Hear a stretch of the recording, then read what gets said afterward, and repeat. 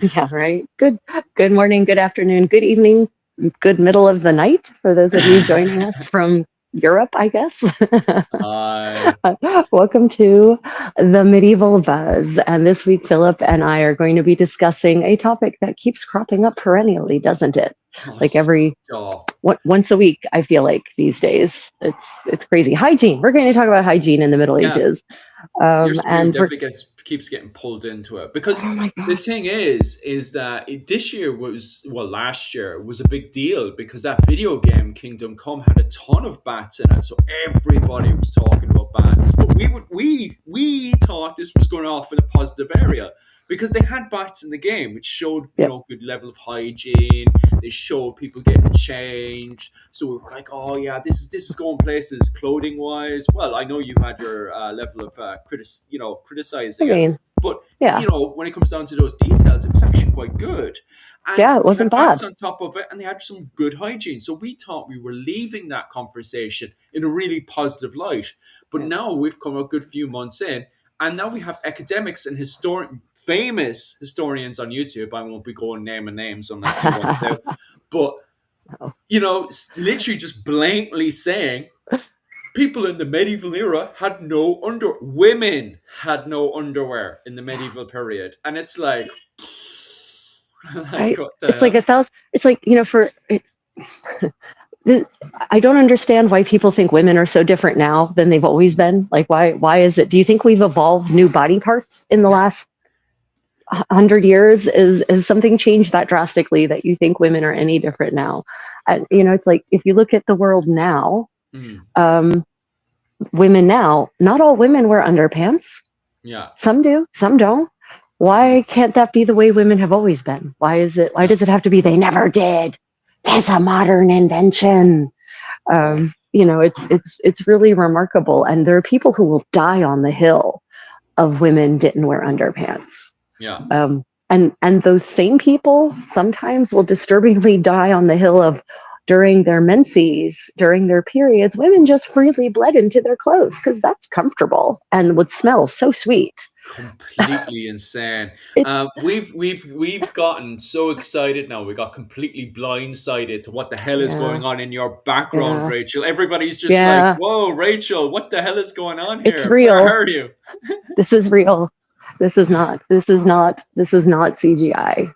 This is real. This is a reconstruction of a 7th century bridge in the city of Gyeongju, which was called Sorabul back in the 6th century, the Shilla dynasty. This was one of the capitals of Korea in the first millennium. So yeah, I'm there today. It's cherry blossom season, so we decided to head here to enjoy the maximum cherry blossoms, and I thought this would be a perfect place from which to do our live stream. Yeah, Yeah. it looks So yeah, this absolutely this this remarkable. this is a bridge. Let me show you the bridge. And it's a full reconstruction of a Oh, it's a 6th full century bridge. yeah That's incredible. full reconstruction. It has two massive tower houses. Here, I'll Jesus. I'll show you guys. Here, Oh, well, please do.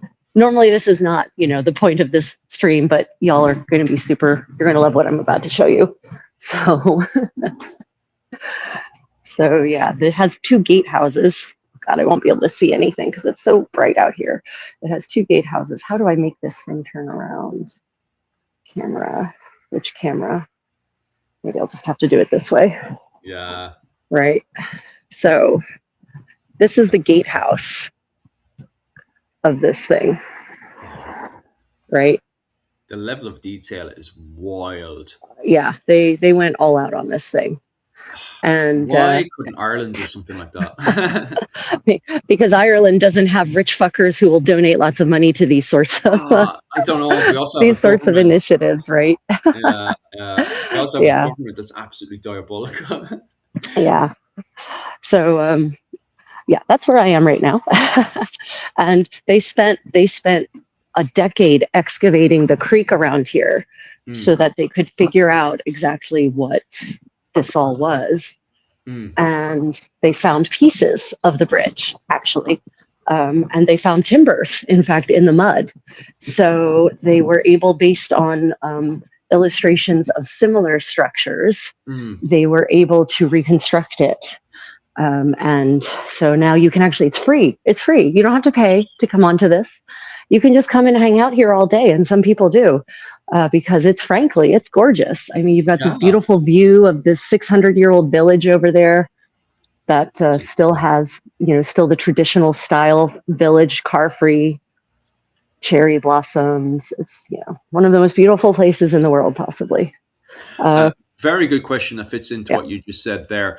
Did they use the same methods in construction or just used the same materials and architect they did in the 7th century? So almost all of this was hand carved, hand hewn, hand sanded, hand painted. It was locked into place, by using the original methods. I'm confident I think they probably used some cranes to lift some of the heavier, modern cranes to lift some of the heavier pieces, but they had cranes in this Yes. era. They just weren't powered cranes. So Yeah. yeah, they used as many of the original techniques as possible. So Mm, it's an amazing feat. The tiles on the gatehouse floor are based on originals they found, and they just made a mold from it, cast a mold from mm, it, and made a whole bunch more. There's not a nail in this thing. It's all mortar and tenon and pegs, right? yeah. This whole thing, and it mostly is held together mostly by weight, because the pieces lock into each other in such a Mm, way that gravity just holds it all together. yeah. So it's, yeah, I mean, look at the detail on the railing. These are reproductions of original ornaments they have found in, kind of everywhere here in the mud and in the tombs. So, they dove into the depths to recreate this amazing space. Oh, it's absolutely it's brilliant. Like, Yeah. people are asking as well about your dress, Rachel. Your dress is gorgeous today. What is it? Yeah. This is what modernly people call hanbok, which Mm, literally means Korean clothing, but that's a term that was invented at the end of the 19th century when uh, Asia started westernizing. mm, Um, Mine is actually an 18th century style hanbok, so it's yeah. actually lots of pieces. We've got skirt, and we've got underlayers, and we've got a jogori, and we've got more skirts and paji pants underneath and everything. So this is not this is not the appropriate outfit for this architecture, this Mm. piece of architecture. But I do hope to make, an outfit that will actually be worthy of this at some point. But yeah, Hopefully, that'd be absolutely amazing. this is how people in the Joseon dynasty in sort of 18th century Korea would have Century. dressed. Right, right, right. Aristocrats, wealthy women, courtesans, not your average servants, would not be walking around in silk, nor would they be walking around in rami, which is a very expensive cellulose based cloth, metal cloth. So Mm. Being an old noble enjoying the bridge today in the yeah, yeah. 19th century. And actually, this bridge has a really fun origin story, which may be apocryphal. Mm, The origin story is that back in the 7th century, the Queen Dowager, her husband had died, and the Shilla dynasty was a much more equitable society. Men and women were basically on equal footing, mm, right? And so the Queen Dowager, being not very old, had a lover on that side of the river. But the palace was right behind us on this side of the bridge. There was no mm. bridge though. And so she would actually have to take a boat across to go and visit her lover every night. And her son was so devoted to her, the king, that he supposedly built this bridge for her so that she would have easy access to her lover who lived on an estate over Oh, on that side of the bridge. And mm, so the joke is they call this the bridge of filial, non-filial piety, because he was showing filial piety, child devotion to his mother by building mm. her a bridge, but Uh, he was showing non-piety to the memory of his father by allowing his mother to have a lover after he had died. So yeah. oh well. That's why it's called the Love Bridge. The love Oh, bridge. but Now, who knows? Who knows? I mean, I haven't seen any primary source evidence of that. So that could just be a fun folk story that's kind of arisen over the centuries. We do know that for certain this bridge was built for large amounts of goods to be able to pass through. The center is very, very wide. So mm, you could have carts going in both directions very easily to yeah. transport goods from the surrounding estates that would have produced, all of the grain and the various edibles and that sort of thing. So, Mm.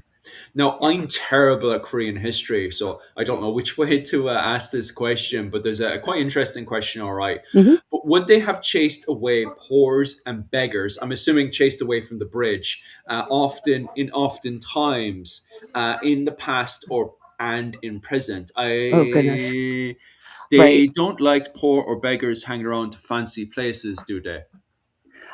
In the present, Korea is a very affluent society, so they don't have it. There isn't a high rate of poverty here, Yeah. and they, where we are right now is kind of out. It's not in downtown. It's out at the edge of the city.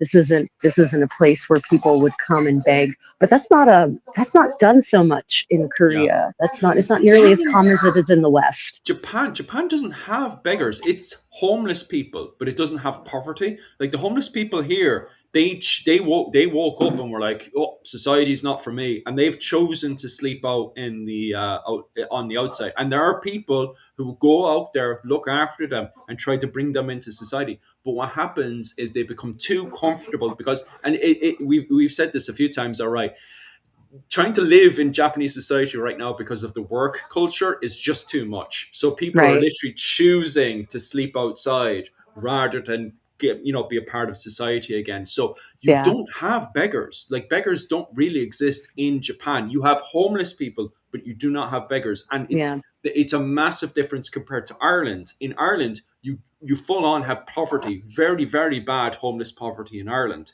Yeah. It's completely different in Japan, It because I is. thought the same thing as well. Like, I heard, oh, Japan is so amazing. I saw homeless people. I was like, oh, that's terrible. But then I got to know, because these are human beings. So you can talk to them, you can wave to them, Yeah. and they're completely sane of mind. They're not alcoholics. They're not on any form of addiction. They're just hanging around the place, and they're polite. Really generally nice people, and they set up their little tent in the evening and they just choose to sleep outside because they cannot handle the work standard of Japan, because Yeah. geez, it's very very overwhelming, to be quite honest It, with it you. is.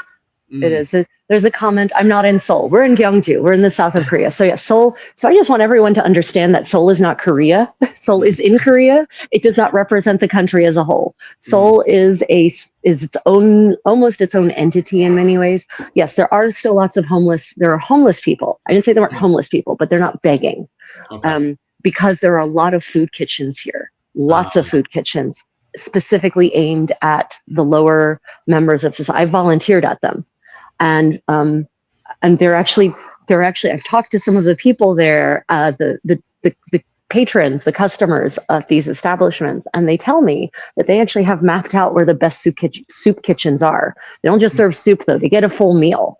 Like they get the complete spread with all the banchan and main dishes.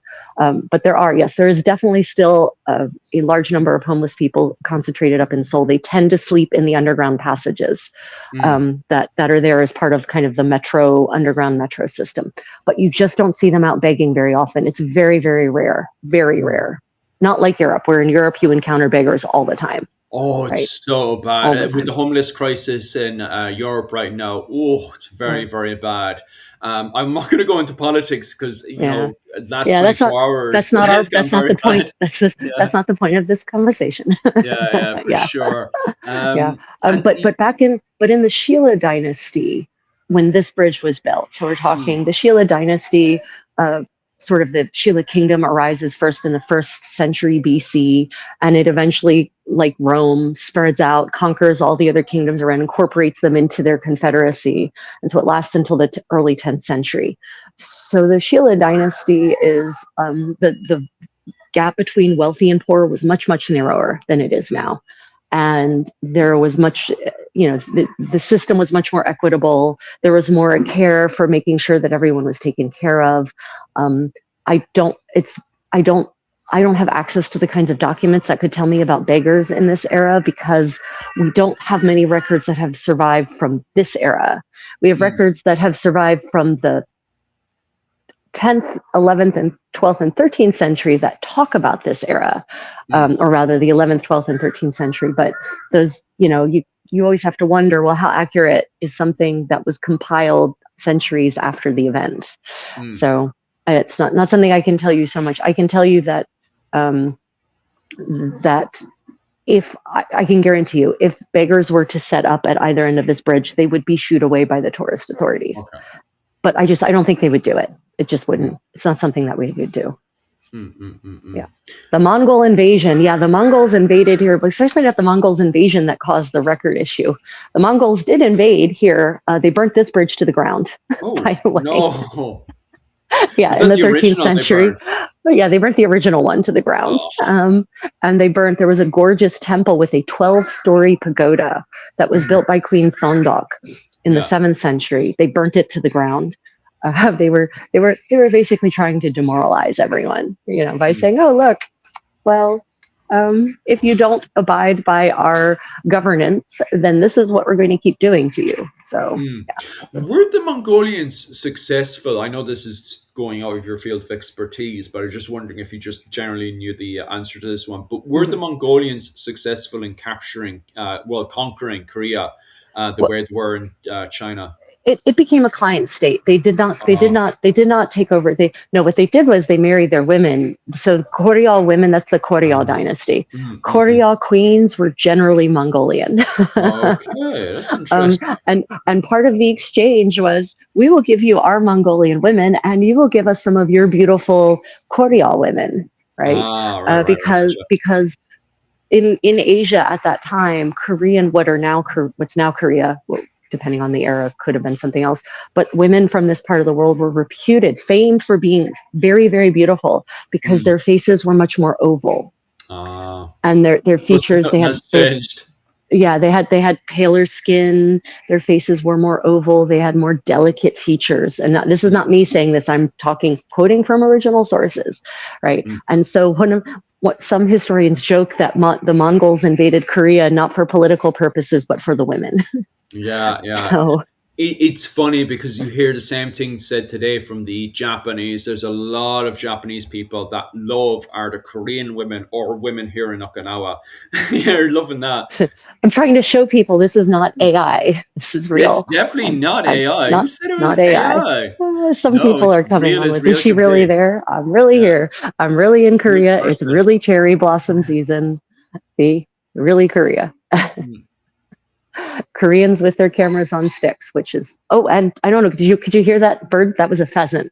There's pheasants that live over here on this side of the bridge. Yeah. There's a whole bunch of pheasants, and sometimes they come out quite often. I don't know if you can see that blue hill. Can you see the blue hill? Yeah. That's an excavation that is underway.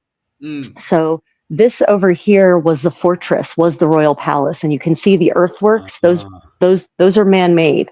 Those were built back in the early Shilla dynasty. And so the palace used to be up in between all of those earthworks. And so they've been excavating the entire thing bit by bit. And it's things they found there that they've used to inform the reconstruction of things like this. Yeah. So people asking, is there a very good vibe? Is there a good energy on the bridge? Does it feel really great to be on the bridge? This bridge is one of my favorite places in the world. I mean, I'm not kidding. I love to come here and just sit and sew or just enjoy the atmosphere, read, chat. If they would let me, I would pull out one of my Korean picnic mats and just enjoy some tea, but they don't like people doing that here. I don't blame them. I mean, your average tourist would make a mess of it. So I think you've answered this one before for Korea. What's the history of transsexuals and ladyboys in Korea? Yes, yeah. Oh, right. What's anything else? I mean, so in many parts of Asia, the ladyboys, as they're called here, can go out and about freely and be part of society, right? In Korea, it's not acceptable still socially. And so there are clubs, there are neighborhoods where you will find trans individuals kind of coming together because, there's safety in numbers, but you don't really see them out and about. And unless they've had a really good surgery to the point where you can't tell at all. But it's still a taboo thing here. Korea is slowly coming out of that. Homosexuality was illegal until very recently, and as it might still be technically illegal. I haven't looked in to see if that law changed or not. Mm-hmm. But when we first came here, it was illegal. Ah, right. Um, Jesus, I lived in Korea. No way would I ever date a Korean woman. Hell no, they are worse than American women. Is it Korean women are just very high maintenance? I was assuming as well that Korean women were also very high maintenance as well. I don't think a lot of people say that about Japanese women, that Japanese women are high maintenance, but my wife is like really, really super chilled out, to be honest with Yeah, you. it depends. I don't, I think it depends on what you mean by high maintenance, right? Yeah, Like yeah. In general, Mm. Koreans have very high standards of cleanliness. And I don't Yeah, mean personal cleanliness, I mean the space, right? yeah. So for Westerners, that might be jarring because they're going to expect you to take your shoes off Mm. outside the door. They're going to expect Yeah. you to, help maintain a really clean space. And they will maintain a very clean space to the point where it might seem uncomfortable to Westerners. I don't. High maintenance, though. I mean, in what way? I can't make that call. That's not a call I can Mm. make. I have Yeah. lots of Korean friends, but I don't date them. So Oh yeah, that's true. Um, I will tell you though that lots and lots of U.S. soldiers have married Korean women, and mm, many of them are still married to them. okay. So Yeah, but you know, when it comes down to the military, that's unfair though, because military men, yeah, I was in the military, and men in the military have high high cleanliness and all that stuff as well. So when it comes down to high yeah, maintenance, I could easily see a lot of lads. Don't get me wrong. There's a lot of lads in the army are very filthy. To be honest with you, I don't think they could marry a Korean woman. But yeah, when it comes down to the military, there's some lads in there that are super clean. I could definitely see them being married yeah. to a Korean woman, no problem. Yeah. Um, So I can't. I know that's a hard question. Atomic Core, a lot has changed about Korea in 10 years, mm.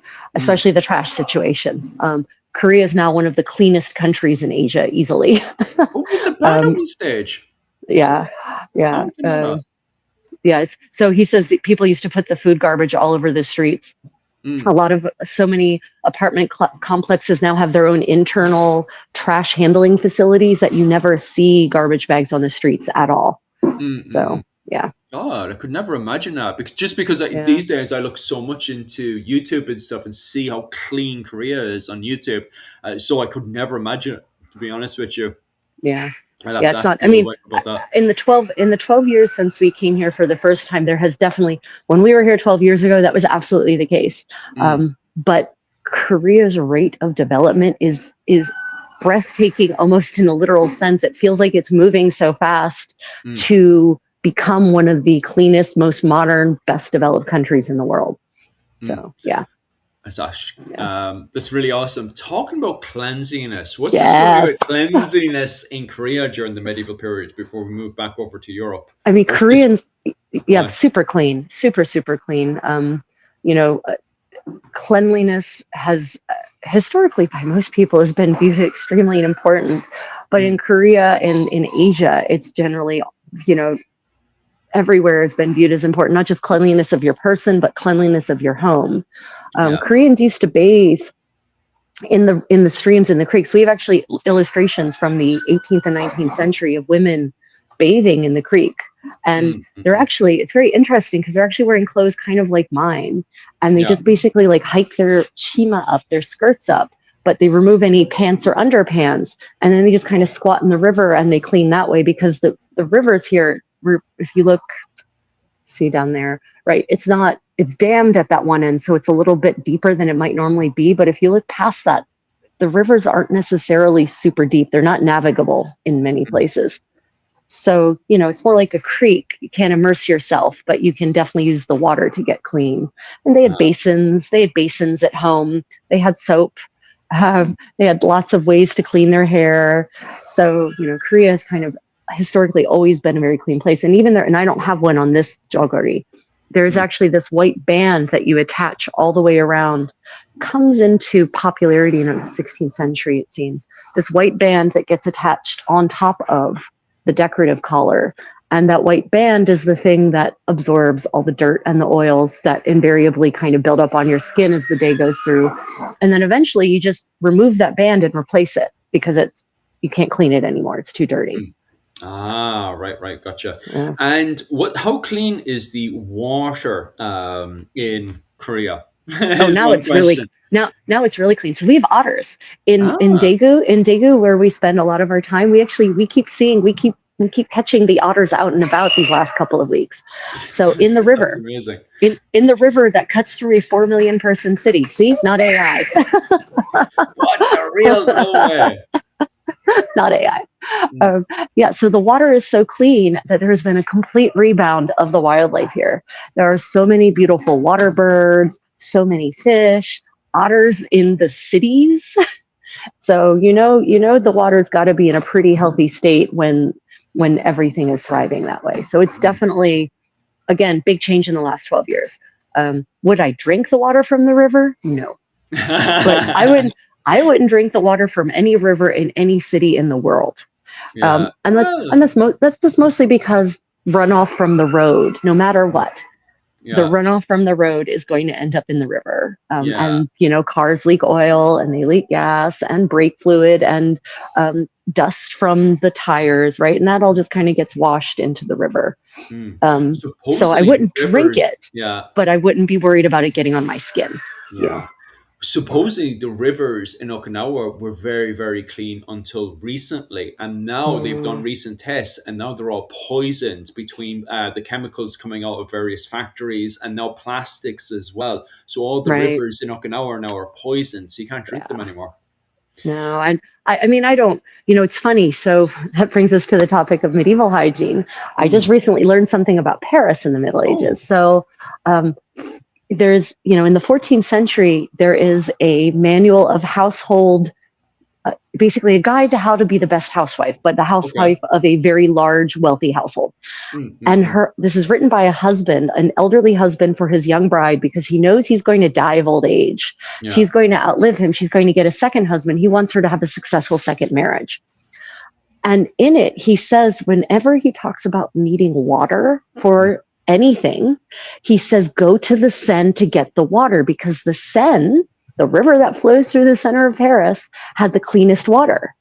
mm. And I don't know about you. I mean, I've been to Paris. I lived in Paris for a while. I would not go and get water from the Seine and use it to clean my body, Yeah. or cook or Mm. dye my fabric. But that's how clean the Seine was in the 14th century. And people have this weird misconception that medieval cities were so filthy that the water was stagnant and full of disease and they stank and you couldn't drink the water. Mm, mm, mm. That's not true. Okay. City to city, it's going to vary drastically. But Mm. apparently, in the 16th century, I don't remember. I think it was maybe Henry II. I think the King of France wanted to build sewers in the streets, and he wanted to direct the sewers to empty into the Seine. And the Yeah. townspeople said, "No, you will Yeah. not do that." Because they acknowledged that having the sewers dump into the rivers was a bad plan. But guess what Mm. London did with its sewers in the 19th century? Oh, it dumped it in, didn't it? The river, Yeah. the Thames becomes completely disgusting and polluted. So Mm. this combats the idea of human progress as a linear function, right? Mm. And this is part of the reason that people imagine the medieval world as putrid, malodorous, filthy, contaminated, because they think about cities in the 19th century and, oh, well, they were so awful. Well, but that's the 19th century. It must have just been worse the further back you go, when in fact, that's not true at all. Yeah, it's very funny how when we're studying history, we've got a lot of these pop ideas that we're progressing, we're getting better, but Yeah. that's not the case at all. Even right now, like in the last 2 weeks or so, you can see that we're dipping in our history and we're going Yeah. back up. It's a roller coaster. Instead of Yeah. just constant progressing, we're constantly full of ups and downs. This is Yeah. another question as well I have for you, just out of curiosity. Yeah. Is Koreans mostly doing all their washing in the 15th century in rivers, or are they Yeah. also having hot baths like we can see in Japan? Um, I'm not bathhouses. That is an interesting question. I have not been able to find the answer about bathhouses here. So Okay. part of the problem with studying Korean history at the granular level is that Mm. all of those papers have been published in Korean, and it's a very academic Yeah. Korean. Mm, mm, And mm. my Korean skills are, I'm a 4-year-old level of Korean Yeah. speaker. So I don't have the skills to even do the searches to find the text so I can translate them. Mm, But I'm working with Dr. Minji Kim on this big project on historical Korean clothing research project, and I'm mm, hoping that through her guidance, because she's bilingually very fluent, through her guidance, she'll be able to direct me to at least the sources that talk about that, if they've even done research in that way. mm, Korea is just now coming into a place where it has the affluence to explore its own history at that level, mm, right? mm. Because after the Korean War, Korea was dirt poor, North and Yeah. South. And Mm, actually, for decades, the North was richer because the North had the Soviet Union sending it tons of money, mm. right? The reason North Korea is now in such dire straits is they never had to build a real economy because Yeah. the Soviet Union kept giving them money. And then when the Soviet Union collapsed, the tap was shut off. Yeah. So, It is interesting that Asia is starting to somewhat mimic Europe in the way that it's starting to review its history yeah, from this kind of, especially with the connection of the Silk Road, yeah, because people want to look at the bigger, wider Silk Road, where before, I don't want to go into politics, but something happens in the 60s and China started looking more internal. But right. now, with the Silk Road getting more popular and China Mhm. wanting to really show off its trade networks, it's starting to look at Europe and starting to do a comparison at the way Europe looks at its medieval history Yeah, and starting to turn around and say, hey, we kind of fit in with this. But the difference being, where we would place our medieval period, and I was talking to Yuki about this, and it goes to show, like, even the definition of what is medieval is quite complicated because of the fact that we kind of meant to set our date for the medieval period as starting at 476. But the right. Chinese recently, last year, with the Silk Road shows that they were having in Hong Kong and Goes back Beijing and way stuff, further. Yeah, yeah, they goes place back their way further. time around, and even on top of that, they're a bit, there's a lot more to it. But they place, if they were going to give a exact date, they would give it 220 would be the date. But even on top of that, they would turn around and say, "Hey, look, but you also need to look way back to around 130 to see the collapsing of the Han dynasty." And on top of that, there is no dark age in China. China Yeah. never has a dark age. It's got Yeah. periods where I it mean, I dips. mean, yeah, yes, it's yeah, I was just thinking, I mean, you might actually the Qing dynasty might be towards the end of it, especially might be its darkest time. Yeah, But yeah, it's never there's never a complete collapse of civilization. yeah. Yeah. Compared to, at least in Europe, there's periods where there is a dark age. There's periods where history just whoop. It's like, Yeah. oh, what happened here? And then light gets turned on again, and it's like, oh yeah, that mythology stuff happened there. And it's like, what do you mean the mythology stuff? Well, there was a guy called King Arthur, and he unified the British, and they wiped Yeah. out the Anglo Saxons. But the Anglo Saxons are still there. What's going on? Oh, you also Yeah. found a goblet to Jesus and the holy relics and stuff, and you're like, oh my god, what the hell am I reading? Yeah.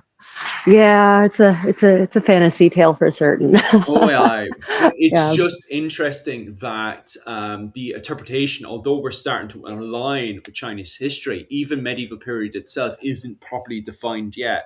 Even when the fact that it's only now they're starting to look at the Silk Road and starting to compare their medieval period, a period where we're going to the end of an ancient era, we're having that middle point, and then we're going into a modern period, an early modern period. And it's just interesting to see China making those adjustments and changes and coming to the conclusion of saying, hey, wait, actually, if we're going to be a part of this medieval community, we'd have to start the date in 220, not Right. in 476, because 476, our administration has already completely changed from ancient China into what you're now calling the medieval administration of China.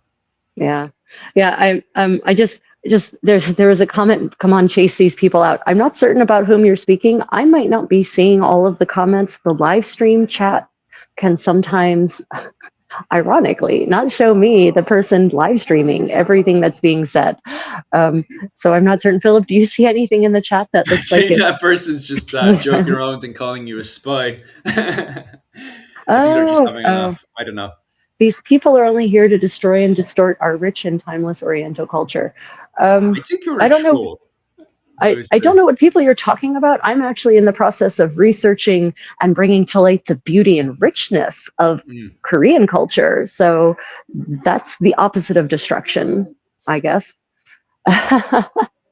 um, yeah, definitely. And I mean, the timeless is maybe not true because there is a time when all civilizations sort of start. So it Mm, hasn't been around forever. And also, I would never call timeless. That's an insult to Asia because that's mm, like saying Asia hasn't developed or grown at all, where it has. It's, mm, there's centuries of innovation and development and change and growth here that's happened. I mean, a lot of the innovations that Europeans claim they had first, they had in China first, or the Chinese had something like it first, but the Europeans actually came up with their own solution later, independent of the Chinese invention. But, mm. you know, I agree with the comment yeah, section. yeah, There's only a bit of yeah, trolling, a bit of banter, a bit of yeah, bait, as they call it. Um, yeah. oh Are, yeah, are this was an interesting as well. What's the difference? You see, I have no clue about food when it comes down to Korea. But what's the difference between American chicken and God, Korean chicken?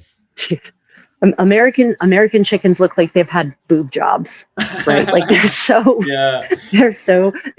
they've been bred to have the biggest, fattest breast meat you can imagine, and they are monsters. But the Korean chickens are definitely still much smaller. You get, Mm, I get Korean chickens from the Korean butcher, and they are almost the size of what we might call Cornish hens in the US. mm. Yeah, so no, Korean chickens are still of a reasonable size. They haven't been bred to be monstrous versions of their Mm. original self. And I'm I'm assuming. currently in Korea, for those who are wondering. We're in Gyeongju. This is not an AI backdrop. This is real. It's absolutely amazing backdrop. Yeah, it's pretty And splendid. I'm assuming what's going on there is so they would have been the same chickens that they would have had all the way back in the medieval period I as mean, well. Is what we're asking. they've probably bred them to. I'm assuming they've bred them to lay eggs more often. I'm Mm, assuming that they have bred them to be more meaty. They just haven't done the kinds of things we've done to them in the US to make them to the point where all they are meat bags and can barely do anything else. They can function in almost no other way, right? mm. That's so they have no doubt bred them for selective features. They just haven't done it to the same extreme that we've done in Fair America. enough. No So Purdue chickens here. Yeah. so we've established that they definitely had hot baths in Japan. Did they have hot baths in Europe? Because I Oh God, yes. remember they definitely did. But Oh what's the yeah. story? What's the story then with the I don't Portuguese know. I don't story? this Go on. this so this again this comes down to what I was saying earlier. So I was looking into why. Why is it that people have these misconceptions about medieval Europe and hygiene? And there's so many reasons, and all of them are bad, but all of them make sense. Yeah. So in the 19th century is when in Europe and Mm, America is when poverty levels reach the highest level. It's when the cities are the dirtiest. It's when the people are the dirtiest. It's when there's the most concentration of contagious disease outside of plague periods, right? Because you've got cholera, you've got smallpox, you've got all of these diseases of that result from people living in close quarters with one another and not having proper sanitation. mm, And it's all because of industrialization. mm, The enclosure acts drive people out of the countryside, away from the places where they were once able to graze animals without having to own lots of land. The mm, enclosure acts close all of those commons, which meant that anyone could have a pig and a sheep and a goat and maybe a cow, and they could go graze it on the common land and then take it back home at night. Well, once you close the commons and you give it to the aristocrats, then suddenly they can't have those animals anymore because they have no place to graze them. So uh, that drove people from the country into the cities starting in the 16th century. And so that's why the cities start growing massively. mm, And so you have this concentration of people, but the cities aren't designed for that concentration of people, for that much waste matter, for that many people living in such tight quarters. And so that's where you start to see real squalor arise. And then the Industrial Revolution comes along, and you've got people working in factories, you've got pollution on a whole new level. And sanitation by the 19th century, a lot of the things they used to do in the Middle Ages to keep towns and cities clean, they'd stopped doing for whatever reason. mm, In the Middle Ages, many towns and cities paid people to go and pick up waste products like feces, to collect up urine, to collect any other, undesirable things that had accrued in the streets. Every day, they would go and clean the streets because, honestly, feces were a product, not a waste product. They were a useful raw material, not a product. They were a useful raw material for a variety of things. Fertilizer, they were used, especially urine was used in many different processes to make a variety of materials. So we actually have records of payments to people whose job it was to clean streets in medieval towns and cities. And for some reason that goes away. I don't know why. In many towns and cities. And then in the 19th century, cities like London start building sewers that empty into the rivers. Yeah. Right? But it's even Dublin. Dublin gets very, very bad, especially with the diseases and everything. And obviously, because the British administration really hates Dublin in the 19th century, they're not doing anything to improve the hygiene. And people have been, because the population is having a boom as well, there's multiple families living in entire apartments in, what was it called, Dublin, but they're crammed into rooms. And the reason why they're being moved into apartments, is because the actual rich who used to live in Dublin, they've moved out. Dublin's become too infested with disease. So it's definitely compared to the way it was during the medieval period, where there's some type of, and Dublin was never perfect, but God, it gets way worse in the 19th century. So it just kind of proves our point that you have, go on. Yeah, no, go on. Yeah, finish. Proves the point. But Go on. It proves the point that there's periods where you have a good time and then suddenly you slip down, have a bad time, and then it goes back up again. So it's more like a roller coaster when it comes down to human development rather than us just going straight up and off to space. That's the answer. Everyone keeps asking me, why is it that this changed? And my invariable answer is human development is not a linear function. It's just not. Human progress is not a linear function. We're not always getting better. On a good day, we're taking 3 steps forward and only 2 steps back. On a bad day, we're taking 2 steps forward and 3 steps back as a species, as in terms of how we progress and develop, right? And so when you calculate that all together, it means that over the 1,000 years that is the Middle Ages, there is no one answer, right?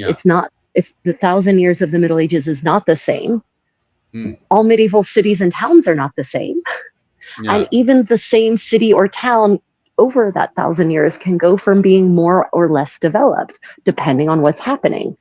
If wars, plagues, famine, shitty weather. In the early 14th century, there's like 4 years where it just rains in Northern Europe. And I mean, it just rains. Like 1314 to 1318. Does that date sound significant? 1314, right? So 1314 to 1318, it just rains and the crops fail. And there is a massive famine all across Northern Europe.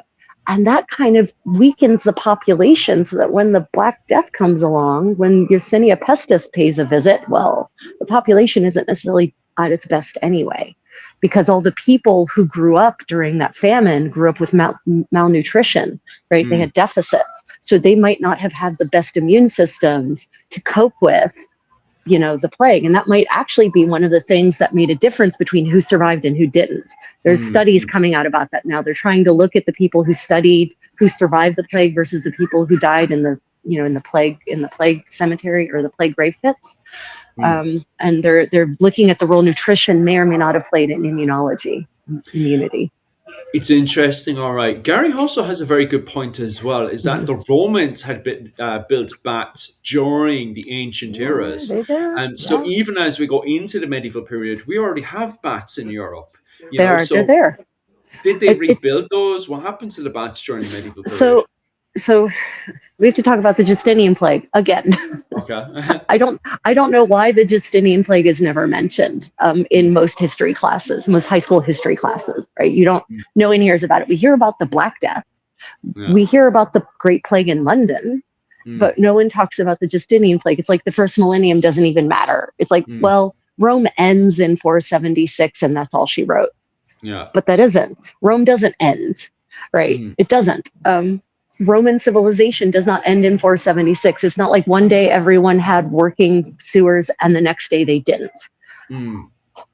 the infrastructure actually keeps going for until the sixth century, when Yersinia Pestis pays a visit to Europe, going from the east, working its way west. Constantinople loses some like 10,000 people a day or something like that at the height of the plague. Like it's crazy death rates, right? And that the plague reaches all the way up to the British Isles. They have now discovered in the last couple of years doing bone studies. And they realized that it actually led to a massive die-off that led to a depopulation. And that depopulation, I'm sorry, there's a school here. Damn it. Sorry, I apologize if the background noise gets a No, little it's loud. completely fine. Although long some as people think it's what was it, AI in the background. It's not AI. Not It's AI. real. Look, I can touch it. I can touch it. I can touch it. It's real. Not AI. So that massive die-off means that entire towns and villages are abandoned. They're ghost towns, right? And we can actually see that in the archaeological record in a lot of, they've been doing, archaeological digs in England, for example, and they find that a place that was thriving in the 5th century is at the end of the 6th century, suddenly there's nothing anymore. There's nothing in that layer, nothing, not a single indication of human activity whatsoever. So estimates are anywhere from 60 to 90% of the population die, depending on where you are in the Justinian plague.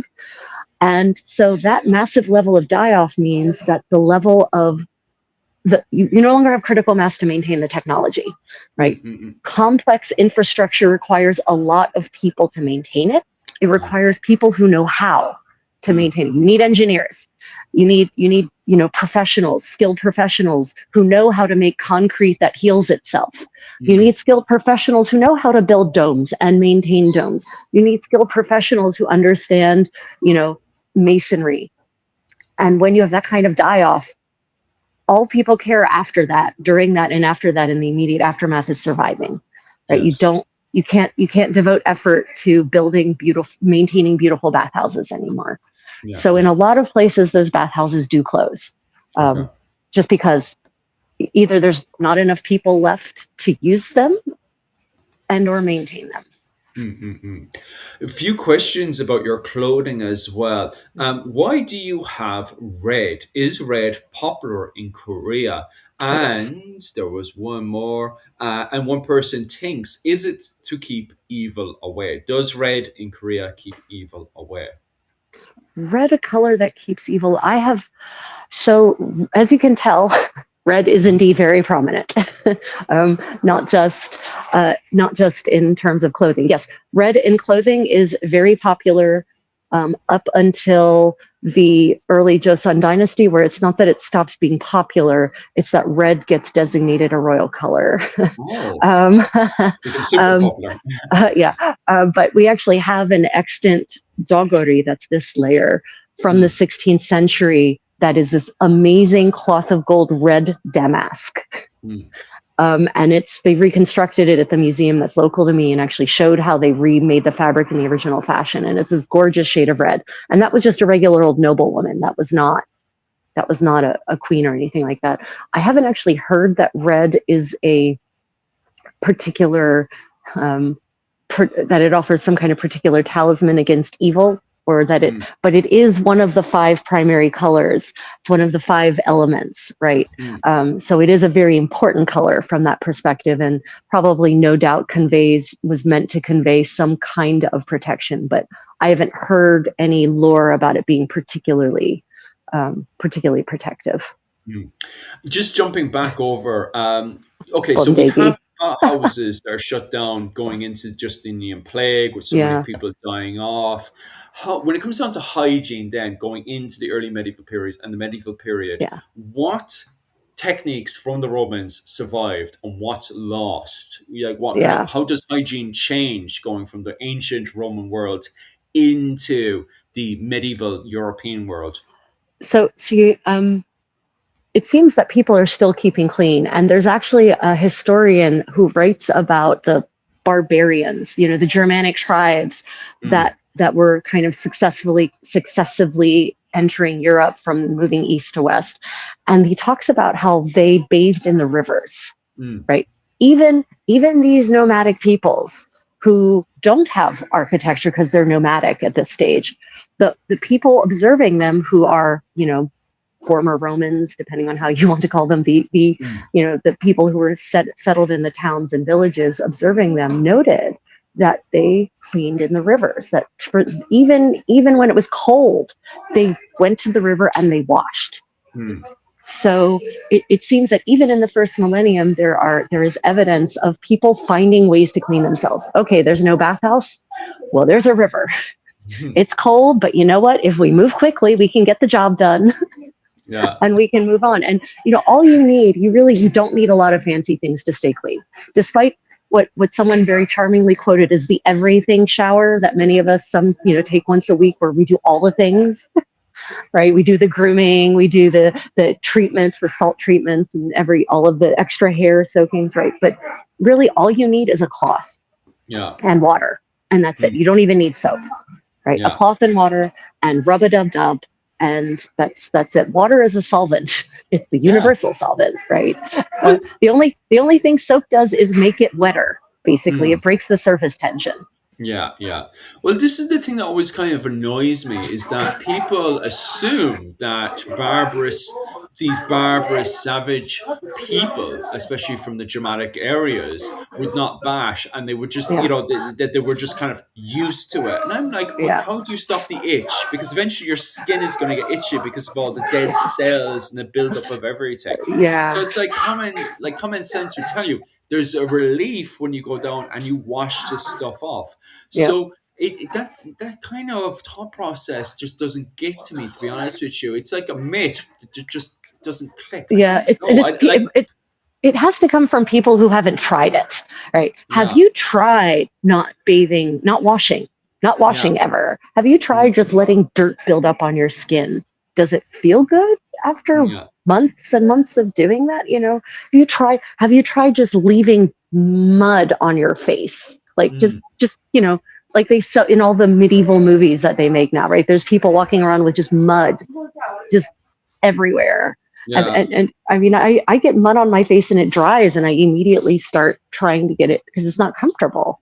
But this is what I find funny about actors is actors will put all this stuff on, and every single time they always say that famous line, "I don't know how people lived like this during the medieval period," and it's like they Yeah, didn't. That's they why. didn't. Yeah, they Yeah, didn't. That's why. Exactly. This isn't how they lived. No one lived yeah. this way. No one wore clothes like that because guess what? Your costumer made you inaccurate clothing. Yes. I don't know. It's so funny, like because I always see that in all the movies and everything. People are just like, oh, I don't know how people lived like this during the medieval period because what you're trying to depict is a lie. you know, Right. it's Uh, absolutely wild. what did they use for a toilet? I guess he means what did they use for a toilet? Yeah. So before the flushing toilet, Mm. well, before the modern flushing toilet, because Philip, they had flushing toilets in ancient Rome, right? No, I did not. You Actually, did no, I not. did not. I didn't. You've never seen the toilets from Pompeii or from Ephesus, the public restrooms that have survived from ancient Roman Ephesus. No, I haven't. My Yeah, wife is fully aware of all this, but I'm not. yeah. So they actually had public restrooms in ancient Rome, and they Mm-hmm. were basically like one big open room, and there was a bench with toilet seats. You Mm. just kind of sat next to each other, and the water flowed through underneath. So Yeah. everything that was done through the hole into the toilet, the water flowed through and carried it away. So they had flushing toilets. I wonder if Yeah, Acker has flushing toilets as well, if that's the case. Because remember, their empire literally survived on flowing water. Water yeah, constantly had to flow through the city. And then the moment they had a drought, that was it. In the 15th century, they just collapsed. yeah, Um, yeah. so I do wonder if that's the case as well in Uh, Asia. I know that in Spain in medieval Islamic Spain, they had Mm, flushing toilets like that. I mean, but in Islam, cleanliness is so very, very like extra, even more important. mm, Like mm, mm. because it's not just cleanliness is godliness. It's like you have to be clean in order to enter the house of God, of Allah, right? Yeah, So yeah. they actually have like foot bathing stations outside of all mosques. Mm. Um, Yeah. The stick is true, though. I Yeah. have anytime I've come across sources, Yeah. The people stick. sharing the same, yeah, The people stick. sharing the same Yeah. I stick to can't wipe argue with themselves. that. Can't argue with that. It's especially to our modern perspective, especially now that we understand germ theory, right? They Yeah. didn't understand germ theory. Mm, There was no way they could have understood germ theory. yeah. They could understand cause and effect, but they couldn't necessarily understand about the microbes that you're going to share Mm, by sharing the sponge on a stick. But yeah. but but at least Philip, they used a sponge on a stick to clean their butts, right? Yeah. I At mean, least. seriously, think about it. First off, that means your hands aren't getting anywhere near your derriere, Mm, right? Oh goodness. Okay, so they're trying to get a jump picture behind me, so that's why you hear people jumping. They were, oh, yeah, it's very popular here in Korea for people to jump together yeah. and for them to try to catch you while you're jumping in midair. Yeah. So if you hear thumping, that's what's That's not too bad. I can still happening. hear you. Yeah. Anyway, What's beside? so Oh, I mean, I just yes. I, Go on. I just feel like a sponge on a stick in general is a better idea than just kind of taking some paper and wiping your butt with your hands. Sharing the sponge on a stick is maybe not my favorite part of that, though. Mm. And also on top of that as well, I know in Ireland, it was mostly moss. Moss was used, Mm, to wipe your bum after you've right, done your little job.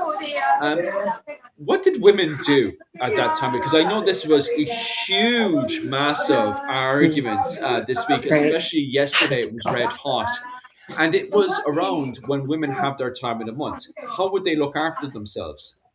Yeah, it's yeah, God knows that's the latest argument, right? I don't know Mm, how many of you out there have heard that historically women just free bled, mm. which means people say women didn't do anything. They just let the blood flow into their clothing, stick onto their skin. It was perfectly fine. No, it's not. It is absolutely not.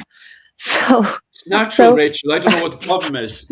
yeah, right, exactly. Who? What am I complaining about? They were all Um, neo-pagans, and Christianity got forced upon them, and now they have yeah, to wear underwear because of the Christians. yeah, yeah, yeah, Next week, yeah, I swear, that's going to be the thing of next week. Next week, Christians forced women to wear underwear. Stand yeah. by. Yeah, no kidding. Oh God. Moss. So moss is definitely something that was used in places where moss was common because Mm, moss doesn't actually grow everywhere. It does not grow in arid climates. yeah. So if you're in a dry place, you're not going to do that. So yeah, so in in Northern Europe, moss was definitely used. We actually have, some of you heard me say this, that in the Norse colony in Greenland, there is a grave that was excavated back in the 20s, and it turned out to be a woman. And Ah, she had uh, remnants of a string around her waist and a string that was a woolen string that mm, ran between her legs, and there were fragments of moss attached to it. yeah. And so they're pretty certain that this was indication that she died probably while during her period, and they just buried Mm, her that way. And studies have since been done to show that especially sphagnum moss, but there are other kinds of moss that work as well, is so absorbent. It absorbs 20 times the liquid mm, of its weight. Like, so it can absorb way more liquid than cloth can, mm. and it retains it, right? And it's antimicrobial. I mean antibacterial, antifungal. It's all of those things, and it has a good pH that is comfortable for skin, so it would be good for your skin. It wouldn't cause any kind. There'd be no risk of acid burns or base burns or something like that. And you can Mm. actually rinse it out and reuse it. So moss makes a lot of sense. And you know what I found out? I found out that I think in the 50s it was in the US, there was actually a moss menstrual pad that you could buy. It Okay. was a commercially available product. Mm. Um, but apparently, Americans were so disgusted by the idea of using natural products like a plant that it didn't take off. Unfortunately, how sucky is that? Ah, stop. It's like when you bring what was it called? Actual what was it? You explain to a child now. This has been happening for the last 20 years where if you explain Yeah. to a child how meat is made, like how a burger is made, the child would just like his mind would be completely blown apart because of the fact that they think that burgers are just born. They're Right. grown in They're shops. just born. Yeah, they just grow in shops, and that's it. They're Oh my perfect. God. There's so Oh many my children are God. just completely. I'm not saying all children, because thank God they have access to the internet at least. But Right. the majority of children just assume, and this has been happening for the last 20, 30 years now, where children have become so disconnected Yeah. from what was it called, the wider natural world, that's how they respond. So it doesn't surprise me that Yeah. something like that happened. It's really it's yeah. So and of course, and this I've seen this in a lot of the comments. I recently produced a short, two shorts Mm, actually, that talk about using moss for menstrual flow, and so many women have chimed in with, "Oh my God, but it'd be dirty and full of parasites." I'm like, first off, I don't think you know what a parasite is. mhm, Um, and other people, and full of insects. Like, no, you. Well, first off, you would rinse it. You don't just like pull it off the ground and apply. You rinse it first. yeah. Um, but this actually led me to find out this was something I just recently learned. In World War I, they Mm, used moss to pack wounds because they ran out of fabric. They ran out yeah. of fabric bandages. And so they actually, in the UK and maybe in other places in Europe as well, they had moss collection drives. So Mm, people would go out, entire communities would go out into the forest, into the bogs, and they would collect moss to send to the front lines. And mm, because the moss is antimicrobial and antibacterial and oh so absorbent, it prevented infection. mm. So many soldiers' lives and limbs were saved because they started having to pack wounds with the moss. And it turned out that the moss was a way better choice than fabric was. Yeah, yeah. So, Gary's got a very good point as well, is that we are starting to lose a lot of the old skills that we had back in the medieval period, specifically around hunting. Medieval people were far superior hunting than we are today. Like, I haven't gone hunting for right. what, 10 years or so. My skills must be absolutely diabolical. And there's some people who have, you go through entire life not hunting whatsoever, and that includes fishing. There's so many people that have never gone fishing in their whole Yeah. life. Yeah. So yeah, 100% agree with you. It's a very good example. Like, how are you supposed to say we're evolving as a society when our hunting skills are absolutely diabolical? I Yeah. was saying this to Yuki actually, and I don't really want to be going into the conspiracy level, but we have become so what was it called, dependent on the state for Yeah. everything, that if we were to have a dark age tomorrow, if Trump was to turn around, just like he turned Oh around to the God. UK, what was it, 2 hours ago, and said, go and look after yourself. If Trump was to turn around in the next hour and turn around to your own people and say, okay, everybody has to look after yourself, you're not state dependent, I'm closing the shops, so many people would starve. Oh, they would starve. So many people would starve. They They, wouldn't know what to do. yeah. Yeah, they know they it would be bad. And that's one of the things I love about doing living history is that actually by doing this experimental archaeology, I actually learn real skills because I Mhm. can make things from raw materials. Like I can make rope. I know how to make rope from grass. Yeah. I can I can go out and scavenge or uh, uh, forage. I can go out and forage, not mushrooms. I'm still not good at mushrooms. I will leave the mushrooms alone because they can kill you if you pick the wrong one. But I Yeah. can go out and forage herbs, green things, right? Mm, I know how to fish. Hunt, I've never actually gone hunting, so I'd mm, have to figure some things out in that regard. mm. But all these, I know how to build a fire from nothing, from I'm from terrible at from it. from tinder and from a flint and steel. I can start a Yeah. fire, right? Yuki's better So than me at what was it, starting a fire. She's very, very gifted at starting a fire. I am diabolical at starting a fire. For everybody that's just jumped on there, not hello, good AI. morning, or good evening, depending on where you are. Rachel is live from Korea. I Rachel, am. where are you? Are you on some kind of Yeah. castle, or are you on a boat? Where are you, Rachel?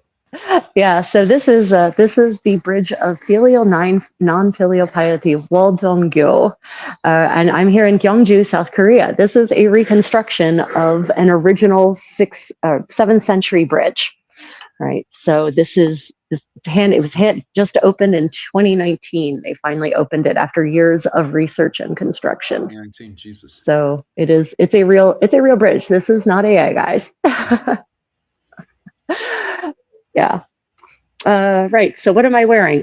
This is now referred to as hanbok, which literally means Korean clothing. This is an 18th century style one, though, because it has the jogori, the jacket comes, down to about here, and it's relatively fitted, but it's not super, super, super tight. And the chima, the skirts are worn around the waist. So that's how I'm dressed. I'm dressed as an 18th century Joseon noblewoman, basically. Yep. What happened to the original? The Mongols happened to the original. Yeah. As far as that's what I've been given to understand anyway. It seems that the Mongols came through here and set a whole bunch of stuff on fire in the Goryeo dynasty. So, But the castle is quite the original castle before they burnt it down. That was on the left side, wasn't it? Well, yeah. So the palace is over here, and that's where they're excavating the wall, the earthworks berm that they built all around the plateau. And on top of that earthworks used to be a stone wall, like a beautiful stone wall that kind of looks like the Great Wall of China, right? But that when this stopped being the capital, and then when the Mongols basically razed the rest of it to the ground, people basically took all those raw materials and used it to build their homes. So there isn't much of the original stone left. They have the foundations, and they've been excavating the royal palace. And I'm hoping that they're going to rebuild it. That's what I'm hoping. I'm hoping they rebuild the Shilla royal palace, because that needs to happen. Oh, why? Ancient China, God, it was like space age. Just someone in the comment section saying that they do a lot of research into ancient China, and it's Yeah. shocking how advanced they were How during that advanced they period. were. Yeah. The same thing here. So this was a client kingdom of the Tang dynasty. Shilla was, and Shilla was known as the kingdom of gold, because they had iron here. Okay. They had naturally occurring iron in massive quantities, and so they smelt iron into iron ingots. And iron in that era, that's the late Iron Age, that is massively important, because it is the far superior metal for any application that requires any sort of force. And so they were smelting iron ingots as a form of currency, and so they could trade away their iron ingots and get gold. And so the tombs here, and unfortunately you can't see any of the giant pyramid-sized tombs that they have everywhere around here, are full. Every one has a coffin in it, a tomb inside of it that is filled with gold. So yeah, this is a pretty interesting place. Yeah, really quite beautiful. It's quite interesting as well, because they start their Iron Age just way before us, because we start Iron Age around 300 BC, and they start their Iron Age in the 4th century BC. So yeah, it's no shock that they actually explode as a society in Iron Age. You're having guests and visitors there on the side. Yeah. This is so not many Koreans actually wear their own traditional styles, and they don't wear the historic stuff. Like, they wear the modernized stuff. So this is an 18th century silhouette. It's not like they wear it now. So Koreans love seeing me in this. So I get requests for picture taking all the time. Oh yeah, no, don't fear not. Those little trolls who have small, insignificant lives and make mean comments, they just show how insignificant and pathetic they are by making those kinds of comments. But also, Philip, you and I have talked about this a lot. If you don't want to support a creator, then you should do nothing. Don't engage, don't interact, because every comment you leave supports that channel. Right? I had that the other day. What was it? Yesterday, I had lads trying to boycott my channel, and that short went all the way up from 1,000 up to 3,000, and I'm like, oh, we'll just let you guys work away there. Right. Start boosting the channel. Yeah. So China kind of had an overlapping history. What do you mean by overlapping history? Do you mean that they had multiple dynasties at once, or? I mean, yeah, China's not like Europe. China's not a monolith, right? And what China is now has not always been China. So it's, there's definitely been expansion and contraction throughout the millennia that is Chinese history. And in the Tang Dynasty, in the Shilla dynasty, they were a client kingdom of the Tang dynasty. So there were a lot of really close, really close connections there, to the point where they started adopting their form of bureaucracy. They started adopting their court clothing, especially for their officials. The Shilla dynasty did, I mean. And in fact, basically the Shilla dynasty, let me see what's word I'm looking, relied on the Tang dynasty to basically give their seal of approval for the next monarch. So when a new king or queen would come to power, they would kind of have to get a blessing from the emperor, the Tang emperor. But the interesting thing about the Shilla dynasty is that it was not a patriarchal society. It was a very equitable society, and they had queens regnant, several, not just one. And one of the greatest rulers of Shilla was in fact a queen, Queen Sandok. So, you know, there's it was actually a good time. If people ask me if you could go back to any time in history, when would you go? Well, not many would I go, because it's dangerous to live in a time without antibiotics and germ theory.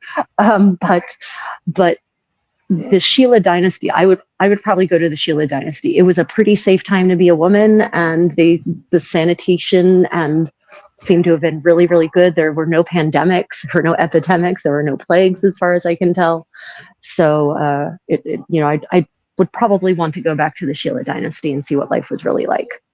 For sure. Good. There's a good comment here. I heard that the Korean writing characters were specifically an invented alphabet, a simplified alphabet. Can you shed any light on the background of Korean writing? Yes, I can. Oh, nice. So Korea has an alphabet. It is so Chinese writing is the pictograms, right? It's a pictorial system of writing, and it's very complicated. And it was used in Korea for 1,500 years at least, if not longer.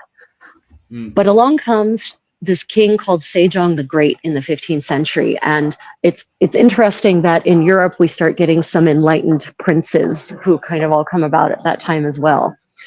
No connection, it's just a coincidence. But Sejong is a reformer. He's progressive. He passes all kinds of laws that support women, that seek to make sure that the gap between wealthy and poor does not grow, that provides social justice. And he is an inventor, he's an engineer, he's a poet, he's a musician, he's an author, he's a philosopher. He is the kind of person all of us should want to have ruling over our countries. Sejong the Great. And he realizes that the majority of his people cannot read and write because it takes way too much time to actually become literate in the Chinese writing system. And most people don't have that kind of leisure time to devote to just learning the Chinese writing system. Farmers don't have that kind of time, right? Craftsmen don't have that kind of time.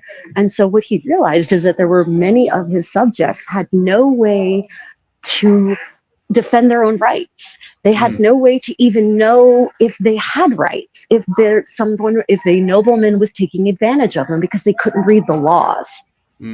And so he invents an alphabet, what is called Hangul. And it is a scientifically designed system of letters where the letter actually imitates the shape of your mouth, the placement of your tongue and your teeth, to make the sound that it is actually indicating. So it's a very scientific alphabet. It's very phonetic. And that's the 15th century. But here's the problem. So when the aristocrats find out what their great king has done, do you think they're happy at the thought of the peasants and the hoi polloi being able to read and write as well? Oh, no. So they went completely against it as usual. They did. So in the next reign, basically the next reign is a massive counter reaction to Sejong's great advancements. And among the things that they basically get forbidden to be used as the official writing system of the law and court documents, Hangul is banned. Women can use it to write. Farmers can use it to keep their own records. That's fine. You can use it to write silly fiction, silly poetry, right? But it's not going to be the official means of communication. And so Hangul, the Korean alphabet, does not become the official alphabet of Korea until the 20th century. Oh, well, at least it survived. There's a lot of stuff like Yeah, that it that did. just kind of dies off, or he's It very kind of in bits and drabs. and that's mostly because women were using it. Thank God for women. Women were using it. They were writing letter, and it became the form and the way in which they communicated. They wrote letters in it. So we actually have letters that have survived, Mm, written by women in Hangul from the 15th century going forward. There was even one letter. Oh my gosh, this is gorgeous. It was found in a tomb. She buried it. Her husband died, and she was so distraught by his death that she had some of her hair woven into a pair of shoes for him. mm, And she wrote him a letter in her own hand that talks about how he is her heart and soul, and how his passing, he takes part of her with him. mm. It's such a beautiful letter, and it puts a lie to the idea that there was no love between husband and wife in the pre-modern world. Yeah, I don't get that. That's another thing as Yeah, well, is that when children died during the medieval period, parents were just like, "Oh well, we'll just have another one there." yeah, That children were endless supply, and I suppose William Marshall Senior doesn't help with that as well. When William Marshall Junior is going to be catapulted against the wall, he's just like, "Well, I already have the anvil to make more children." It's that kind of ammunition where people are just like, oh, well, children are quickly and easily disposable. But that's not yeah. the case at all during the medieval No, period, especially when it we is get into not. women's poetry, where women are Yeah, constantly, they can't get over the death of a child, from my no. interpretation of literature. No, no, there's every sign points to medieval parents Mm, deeply loving their children and being absolutely bereft at the death of any of them. So yeah, that's another modern of these modern myths. And I don't that one might also stem from the Victorians. We have the Victorians to thank for so much bullshit that mm. people now spread about, so much bovine fecal matter that Mm. people now spread about the Middle Ages, right? Yeah. A lot of the hygiene ideas that we have today does come from the 19th century, if I'm not mistaken.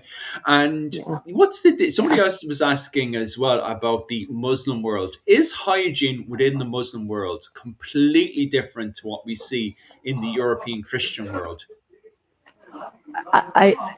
If anything, I would say from what and I've read, so I've actually done a lot of primary source reading on medieval Arab culture, Mm, for both Islam, the Islamic kingdom and kingdoms in Spain, and also in the Middle East, because I actually had a whole seminar on Arab historians of the Crusades, where all we did was for a whole semester was read chroniclers, Arab chroniclers of the Crusades, primary sources. So mm, they actually talk a lot about bathing and hygiene in those sources. And this might mm, be part of the problem, where people get the idea that medieval Europeans were dirty, mm, because the Arab chroniclers of the Crusades, they talk about their bathhouses. They had bathhouses, by the way, hammams.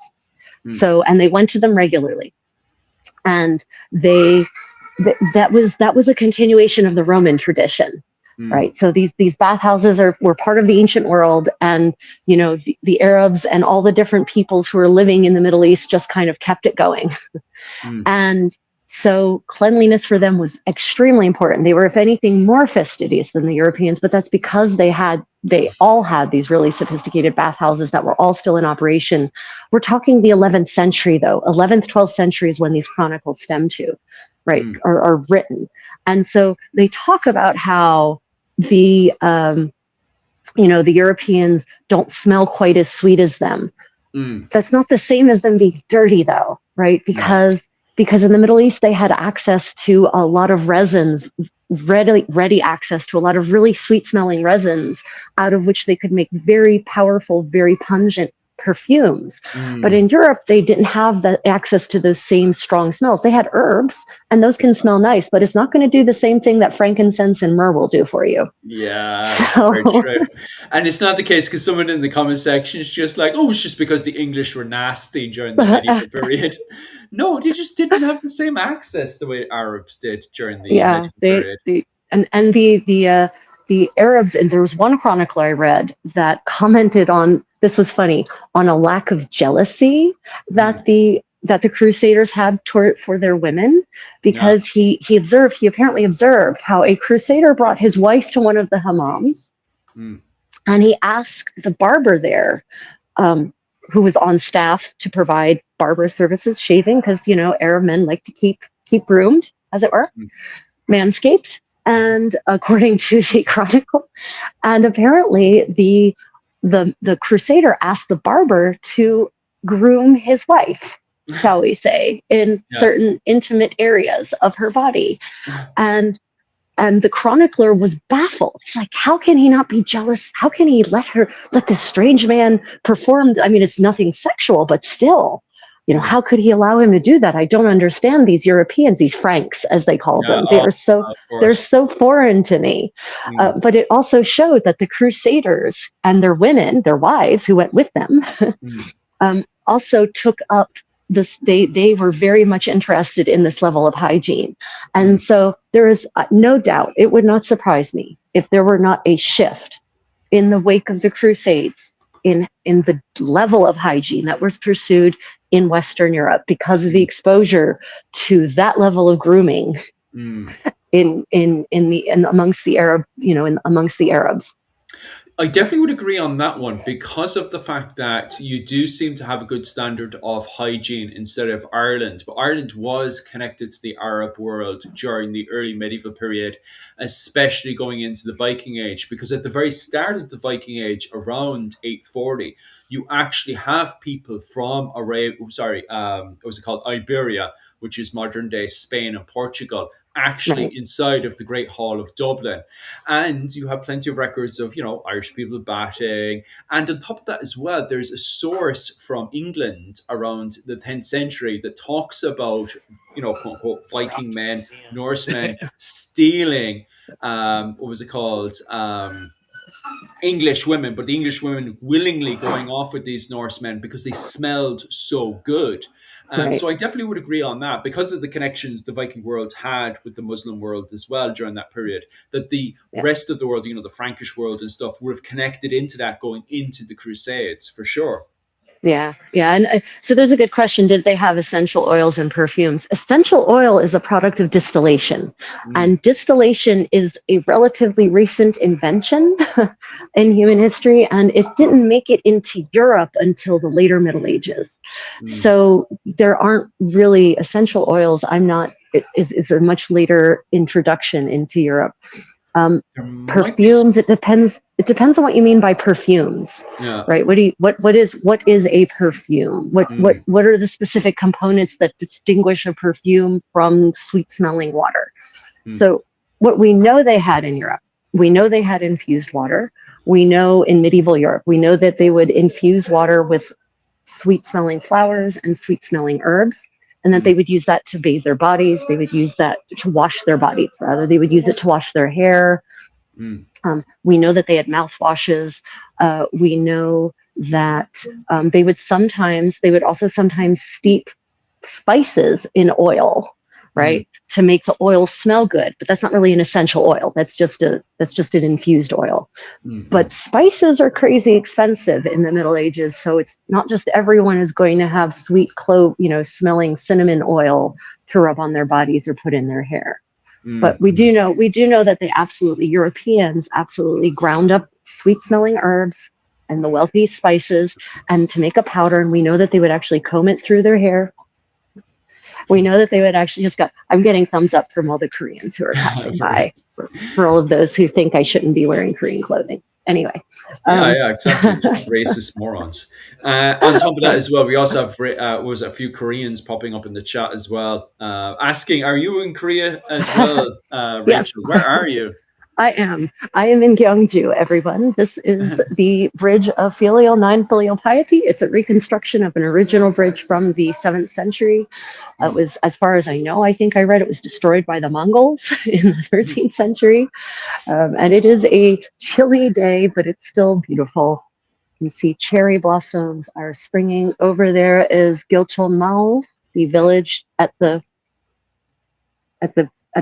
Bridge River. Basically, is what Gyeongju means. That's an Yeah. interesting one as well. The comment section, hot springs. Mm. Did Koreans use hot springs during the medieval period? I'm unaware Yes. of that. Yeah, Ah, yeah. that's Koreans, anywhere that they're, it seems that humans have always been drawn to stinky hot water. that's, the best, that's the best way I can characterize a hot spring. Hot Mm, springs are pretty gross. I mean, really? the ones that we had in, I mean, they can be like, they can smell like sulfur, right? Mm, The ones that we had in where I lived in Germany near Wiesbaden. Wiesbaden has tons and tons of hot springs all over the city, and they all just smell so bad. Uh, but humans, yeah, humans seem everywhere I've traveled in the world. It seems that if there are hot springs, humans have been drawn to them. mm, So yeah, there are some hot springs in Korea because, of course, Korea is on the Pacific Rim, mm, just like Japan. mm, mm, mm. And so yeah, people have historically, and of course, there's always been an association between a curative effect or some kind of powerful medicinal property. Because again, if something stinks, it must be somehow medicinally powerful. I think it's kind of the assumption most people make. Mm. Yeah. Oh yeah. Not Nama. Yep. I'm in Gyeongju. It's one of my favorite places. It's cherry blossom season. So yeah, I'm here. I'm here to enjoy the cherries. And it was supposed to be. It was supposed to be a nice spring day, and my hands are numb. It's Oh so no, cold. it's really warm here in Okinawa. It's very, very hot today. But I suppose it's going into raining season as well. Is it raining season going into No, no, raining no. season here in Rainy Korea? season here is the summer. We get Oh, monsoons. We get monsoons. Yeah. There's an interesting question. One we've also often answered. Did potatoes, tomatoes, chili peppers, and hot dogs change Korean cuisine? Well, hot dogs haven't changed Korean cuisine, but they're present. uh, The other things completely change Korean cuisine. Absolutely. Tomatoes, not so much. But mm, potatoes and chili peppers have revolutionized Asian cuisine, full stop. mm. Not just Korea. Yeah. Are you in North Korea? I don't think so. I don't know. I have a feeling that Rachel's not in North Korea right now. No, I am not in North Korea. North Korea doesn't generally have places like this. Mm. And also, people speaking with my accent, English, don't generally end up in North Korea and are not allowed to then live stream from North Korea. Live stream, yeah, that's quite funny at times in North Korea, isn't it? And where else are we going? Yeah. Oh yes, bats. Did they have hot bats in Europe first and Yes. foremost? Yes, they did. Yes. What Yes. And exactly? we even know they had bathhouses in Dublin. We know, Mm, um, right? So yeah, they had bathhouses. The ones there were some that survived from ancient Rome, but eventually after the Justinian plague, they started building them again yeah. because people want to be clean. Mm, they want they want to be clean, and the number of bathhouses increases as the population increases throughout the Middle Ages. They were, one of the things you would hear if you lived in medieval Paris. One of the things you would hear in the morning is someone going through the streets calling out that the water is hot. mm, Come and get a bath. yeah. Now, did people go every day? No. Who has the time for that? I Yeah. mean, no. But you people went. It seems that people went on average once a week. Mm, But in between, all you need is a basin of water and a cloth, and you can do daily cleanings that way. You don't need to submerge your body in hundreds of gallons of water for it to be clean. You just don't. mm. Yeah, Um, the it, Wenceslas Bible is full of bath scenes. Yep, for yeah. instance, and not a bathtub, right? In the have you heard of the Wenceslas bath babes? No, I haven't looked at it. Look up the Wenceslas Bible. It's one of the most sensuously illustrated Bibles in the history of the world because it's Mm. just page after page of sexy bath babe attendants Oh, washing King Wenceslas or just standing around looking sexy. why am I not But shocked?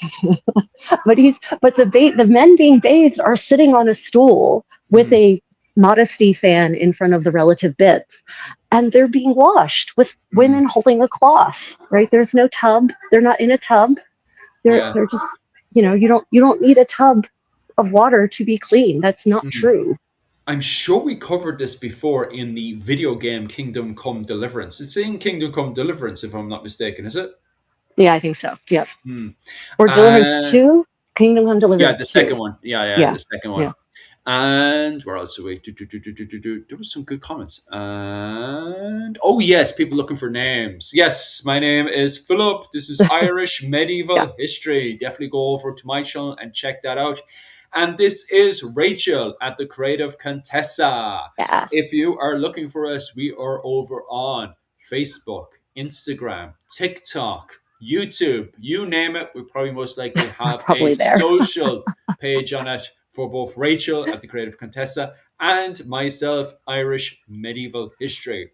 Yep. Today, for anyone who's just jumped on board, myself, I'm literally just, this is a blue screen. This is actually fake. You know, I know some people are thinking to themselves, oh, is that casual there? It looks very nice. But I'll tell you a little secret. Rachel does not have a blue screen behind her. Rachel, where are you today? I am in Gyeongju, South Korea, and welcome to the Bridge of Filial Non-Filial Piety, a reconstruction of an original from the 7th century. So Hmm. this is an amazing piece of architecture. It's one of my Show us favorite the places in the world. roof there, because the roof seems very, very interesting. Yeah, And yeah, check. that, oh, wow. That is Yeah, absolutely gorgeous. isn't she gorgeous? Yeah. See, I have Yeah, to look through the same view everyone else has the view. Just for everybody at home, I don't have a special camera or anything, so I'm literally seeing what you guys see now. yep, And you were saying earlier that this is from the 7th century, if I'm not mistaken. yeah. This the original. The original was built in the 7th century. As far as I can tell, the Mongols burned it down in the Mm. 13th century. Uh, And they just rebuilt it, finished rebuilding it in 2019. So, That's absolutely yeah, magnificent. Were there big bathhouses in Irish in big cities at the time, big towns at the time? Bathhouses in Dublin. Rachel, you've done a bit of research on yeah. that, have you? I've found whether they were bigger. I cannot attest to the size. Mm. I've not been able to find that granular level of information, but I have found references to bathhouses in medieval Dublin. How far back they date, I don't know, but I would wager that they date back to the Norse arrival in 100%. Dublin. Because the fact that they had Arab arrivals straight away from the get go, like the moment Dublin is constructed, well, appears as a port in 840, you already have Arabs appearing inside of Dublin, and Arabs like to bat.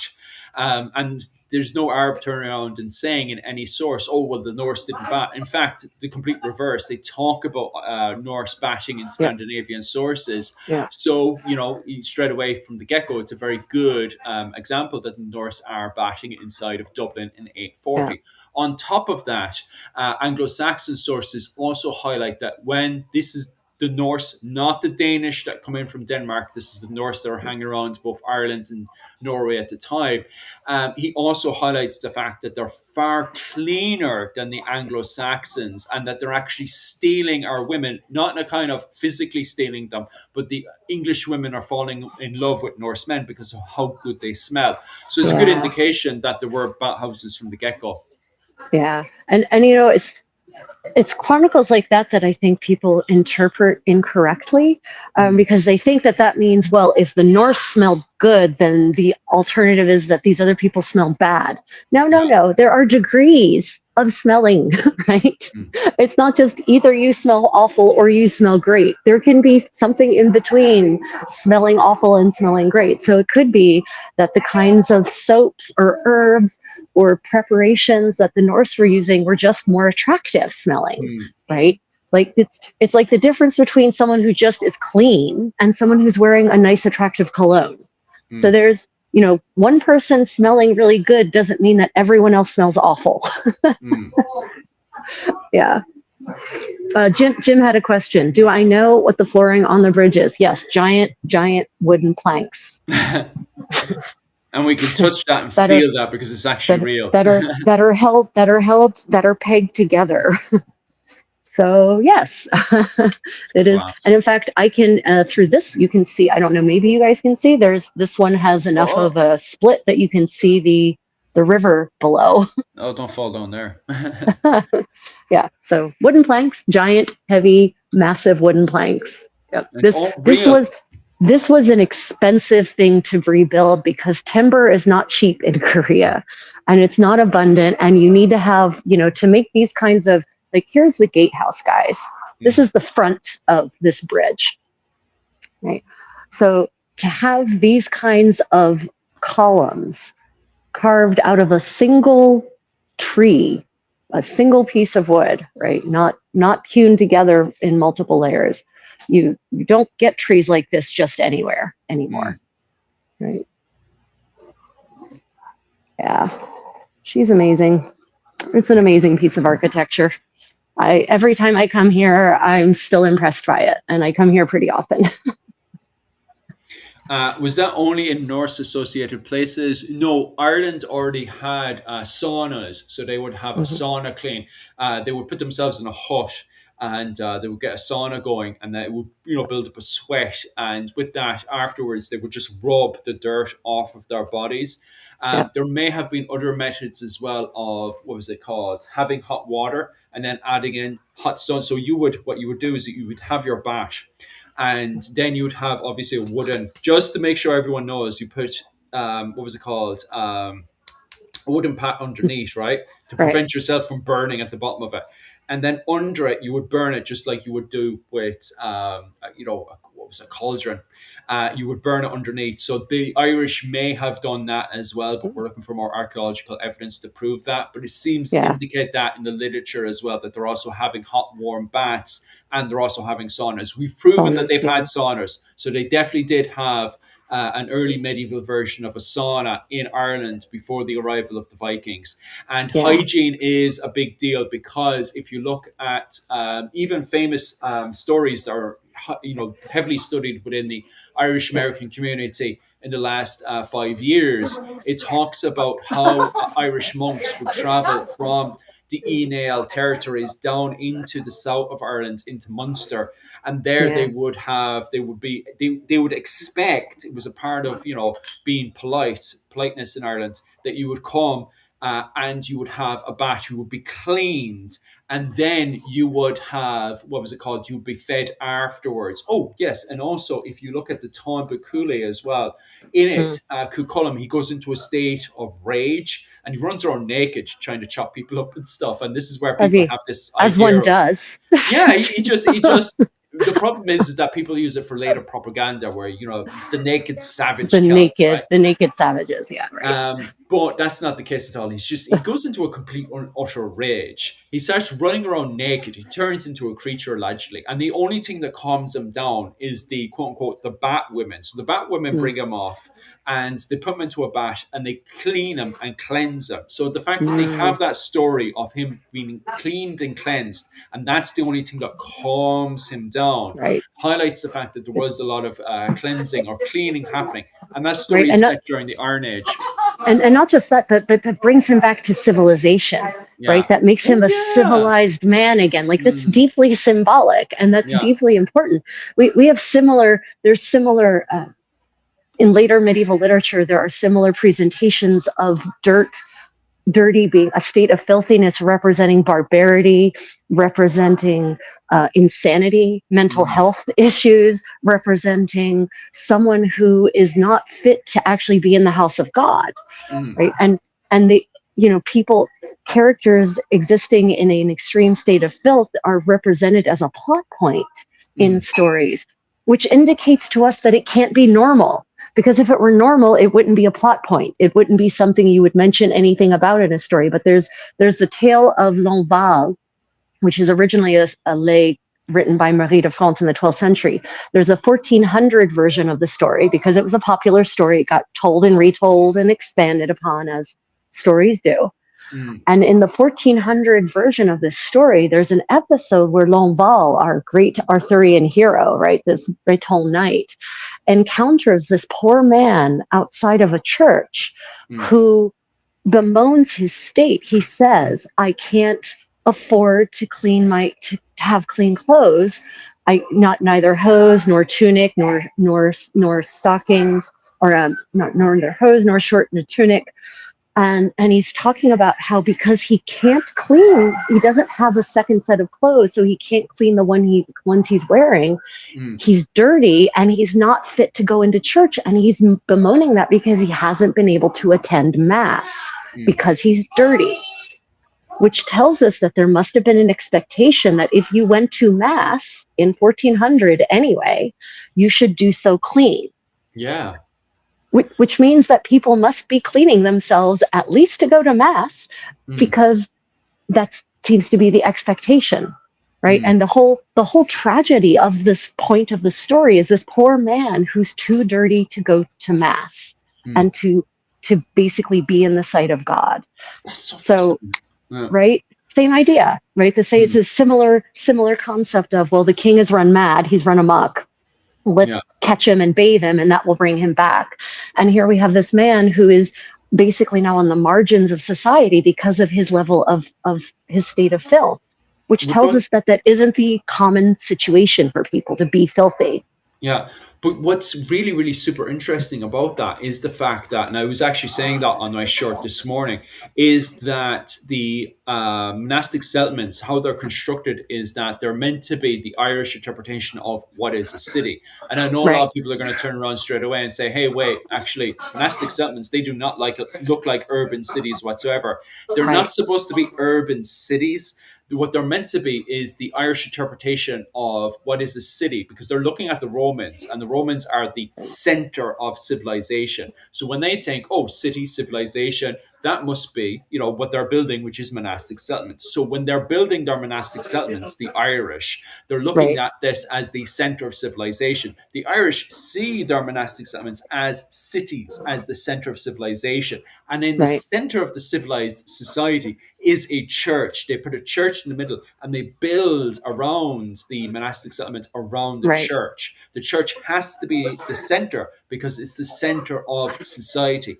In right, fact, when the Irish, when you have the last pagan, Ciaran MacCurbal, right?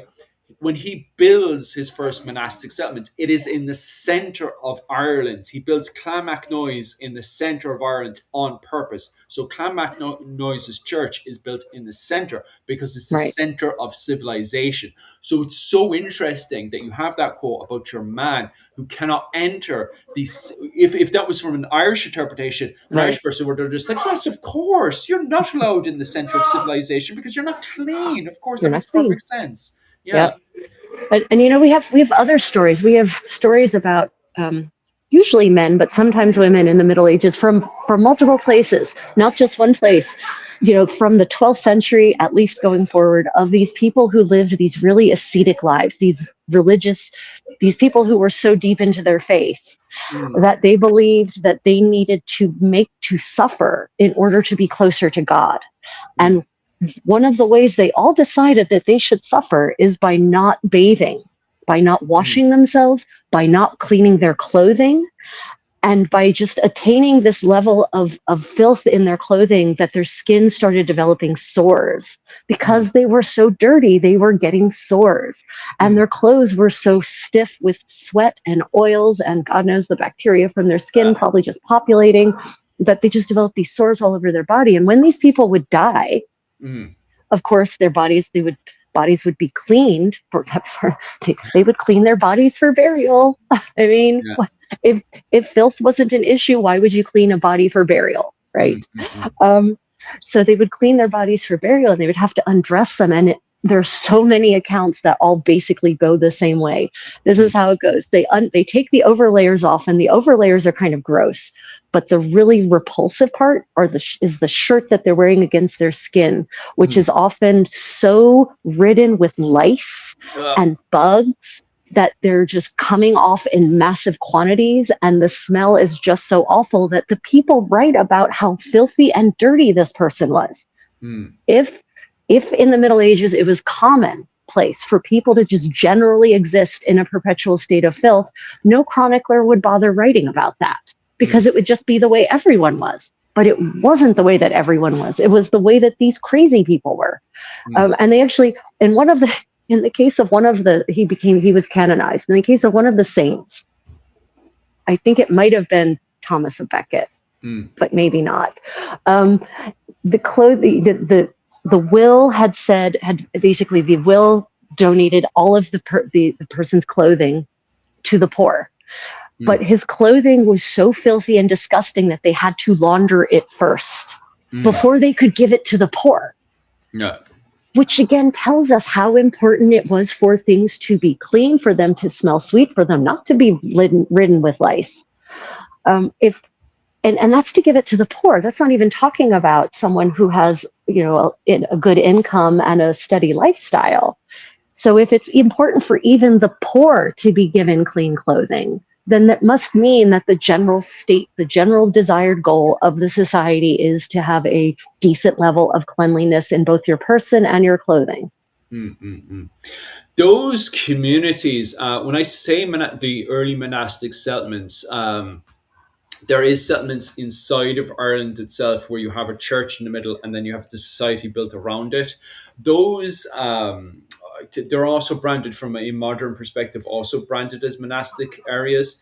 But they're not the kind of monastic settlements that I was kind of talking about. You do have in the edges of society, you do have monastic areas that are built around those areas in the very edges of Irish society. And they're the ones that are actually attacked by the Vikings. When the Vikings first come in, they attacked in the edges of society. And you're perfectly right there to highlight the fact that you have sources written in the 5th century about the clergy having to go to the edges of the world to spread the gospel and to Right. preach about Jesus Christ. But also on top of that as well, a lot of these, especially radical members of the clergy felt that they were closer to God when they were completely Yeah. cut off away from society. Hermits. Um, but it's interesting because of the fact that you do have stories like that where people want to be closer to God by not bathing, punishing themselves Yeah. for not cleaning. Saint Brendan used to do that, where he Yeah. purposely did not clean himself and would wear a woolly. We were talking about this before. The A hair woolly cloak, shirts. yeah, The the hair hair shirt. shirts. Yeah, Oh, he purposely Saint Brendan oh purposely my did God. that because he felt he was through punishment and pain and sadism. He felt he was Yeah. closer to God. Yeah. But it is very, very unique. But you do have to remember he was cut away from the society. He wasn't Yeah. centralized in. If there's any example, like obviously I would love to know if there's any example of people punishing themselves like that, but still going into the monastic settlements. To be honest with you, I don't know any example. And when I say monastic settlement, I mean the center into these Irish medieval cities, as I'm Right. branding them right now. I don't know any example of that. Yeah, the thing is, these examples that you and I are just talking about are extreme cases, right? They're edge cases. These Mm, are not. This does not represent the majority of the monastic community. Someone commented about monastic rules against bathing. No, no, no. Quite the opposite. mm, Monastic orders have rules about bathing, yeah. requiring you to bathe a certain Mm, number of times at the very least. And there are regulations about the kind of clothing that the monks and nuns should have on any given order. And I've read several sets of rules talking specifically about the clothing.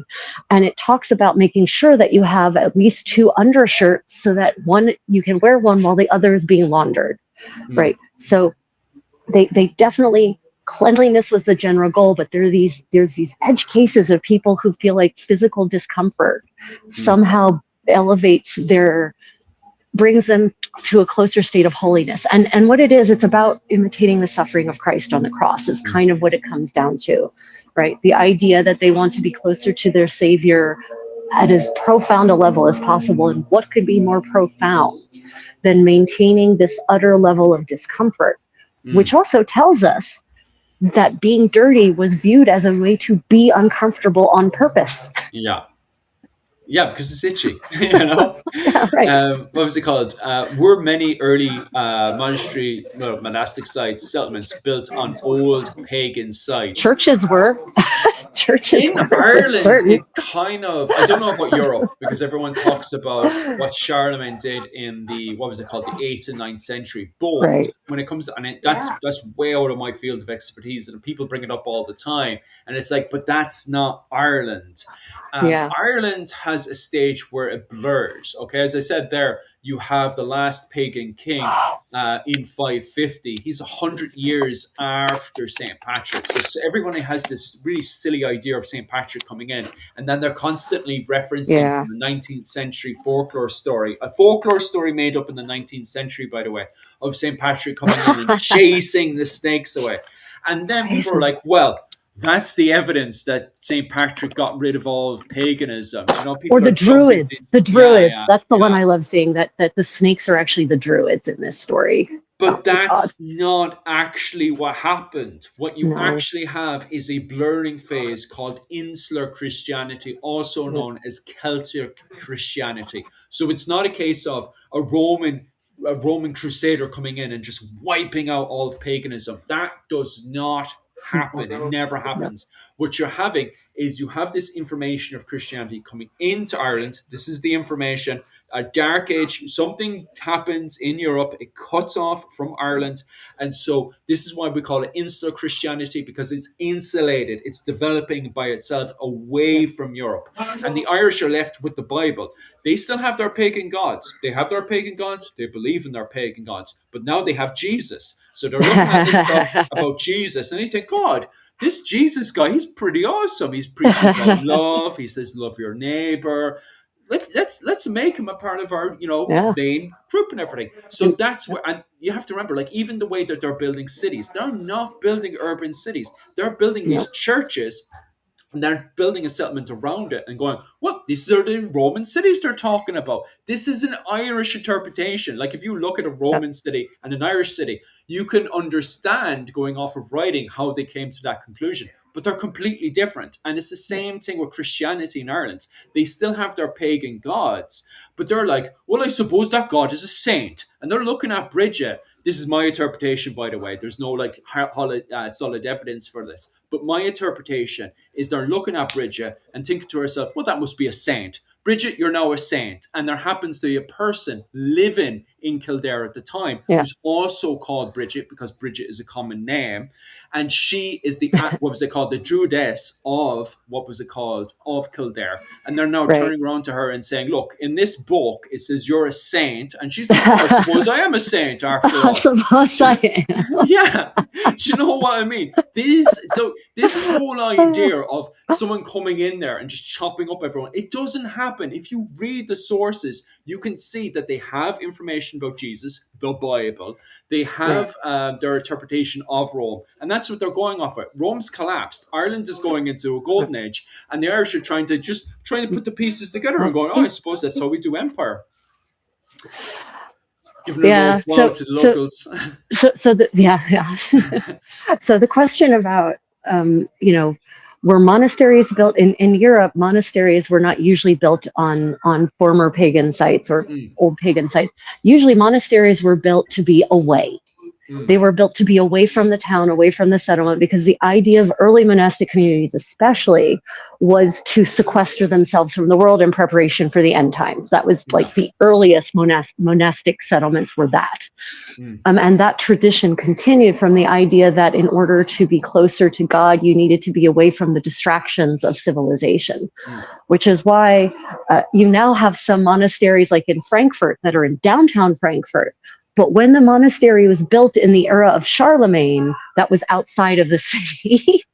mm, But the city then grew, right? And so most monasteries, as far as I can tell, seem to be chosen because of it's a good location to set up a community. Like, you have running water, you've got good conditions to actually build something and have a community that can thrive, but it's away from the town. mm, Churches, on the other hand, churches are nearly always built.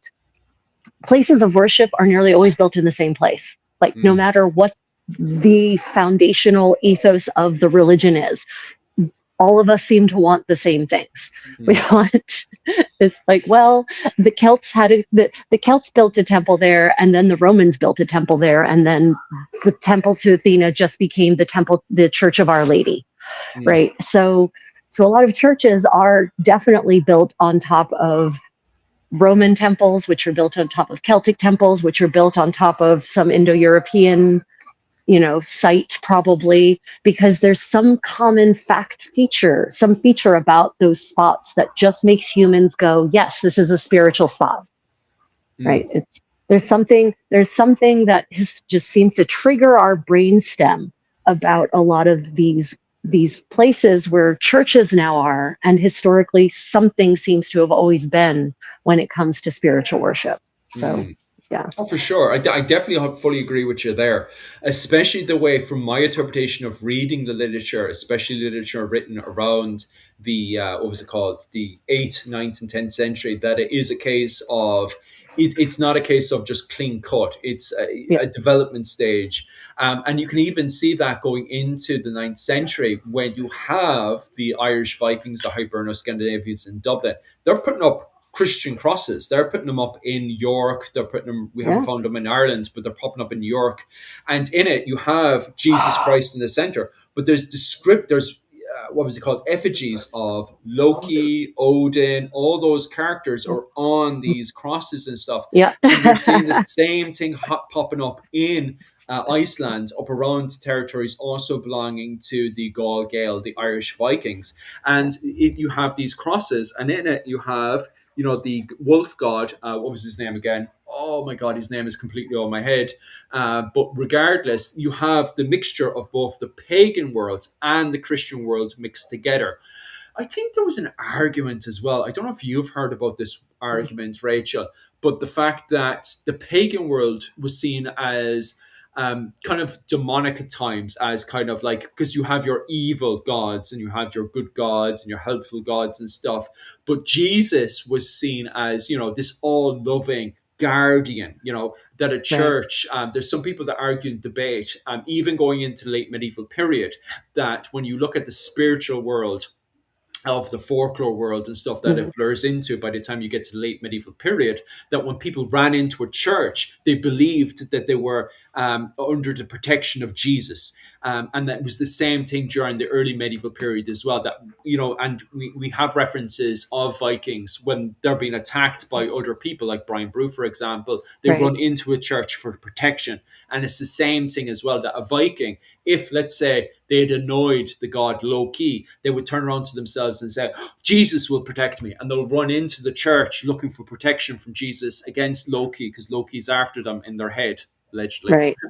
Right. What, Yeah. what's your I, interpretation of I that? haven't. I haven't. I will say that my historic explorations have not really pointed me. I haven't seen any primary source evidence of that, so Mm. I can't. I can neither confirm nor deny. um, and I prefer to just admit ignorance than make up something. But if you look at kind of you know cultures human cultures across the world all seem to develop a system of belief like that, right? Where there is a safe place, uh, a space that is somehow spiritually powerful, spiritually blessed, spiritually protective, into which you can retreat in order Mm. to escape the forces of evil, right? That Yeah. that seems to be another of these phenomena that binds us as humans. Mm. For sure. Another problem as well, somebody else was talking about shines and stuff over my comment section. I do apologize. Some of the comments are Yeah, not are bleeding through not the coming main through. chat. I've actually had It's to flick really through a weird. few times. Yeah, I don't know what's going on. I think It's weird. the stream's getting pretty Yeah, we're strange. not ignoring you. So everyone, Yeah. we are not ignoring you. It's just that Yeah. we are getting a selection Yeah, it's so of comments, strange. even Um, though we should be getting all of. And yeah. actually, I'd like to hold that thought. I want to just tell everyone what we are. Welcome to the Medieval Buzz with Rachel from the Creative Contessa and Philip from Irish Medieval History. We are chatting today, sort of vaguely focused on medieval hygiene and Mm, historical hygiene, but the conversation wanders to a variety of medieval topics based on your questions. mm, If you're enjoying, please double tap that screen and subscribe. Okay, for Philip, sure. back to you. Right, what was I saying? Oh my God, something about the Vikings, Jesus Christ. The Vikings run in to get saved by Jesus Christ. Jesus Christ is like, "Oh, come in, come in, come Safe in." I spaces, place where you Yeah, can go safe for spaces. protection. My Like, original thought. Oh yes, shrines. That was it. I had to jump back over to the comments. Sorry about that, lads. Shrines. People are assuming all the Celts are building temples and the Vikings. Believe it or not, there's actually no evidence that the Vikings and Celtic people have built any temples yet. We are trying to find archaeological evidence to prove. In Ireland, it's Ireland, because in Germany we have Oh, do you? remnants of Celtic temples. Yeah, You yeah, do. So you did find absolutely. Celtic temples. I'll have to look 100%. into that one. But not now Because temples is a strong word, right? Like what is a Mhm. temple? But Yes, there is absolutely archaeological evidence of places of ritual worship that the there's Celts shrines. built. Yeah, Yeah. we do have places of shrines, but from I don't know which way you're going for interpretation, but in my interpretation, you have shrines and temples. Shrines and temples, from my interpretation, is different because a temple is a big building that you can go into and pray.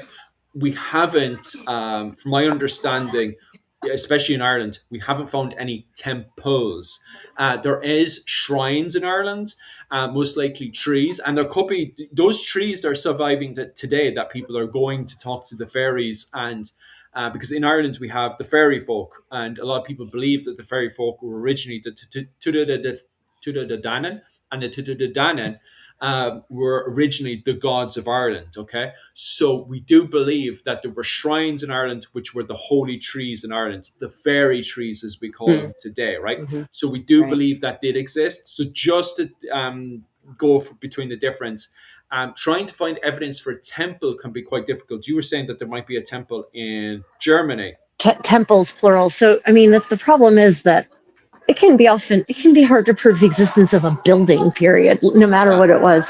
Often all we have that have survived in some cases are holes Mm, in the ground, that, and what we call post holes, that may or may not have been a hole in which a wooden post once sat, and maybe that wooden post supported a roof, mhm, maybe. But when archaeologists generally have to fill in a lot of blanks, mm, because what we find in archaeological excavations tends to be the foundations of a building, mm, which doesn't necessarily tell you much about how it looked above the ground.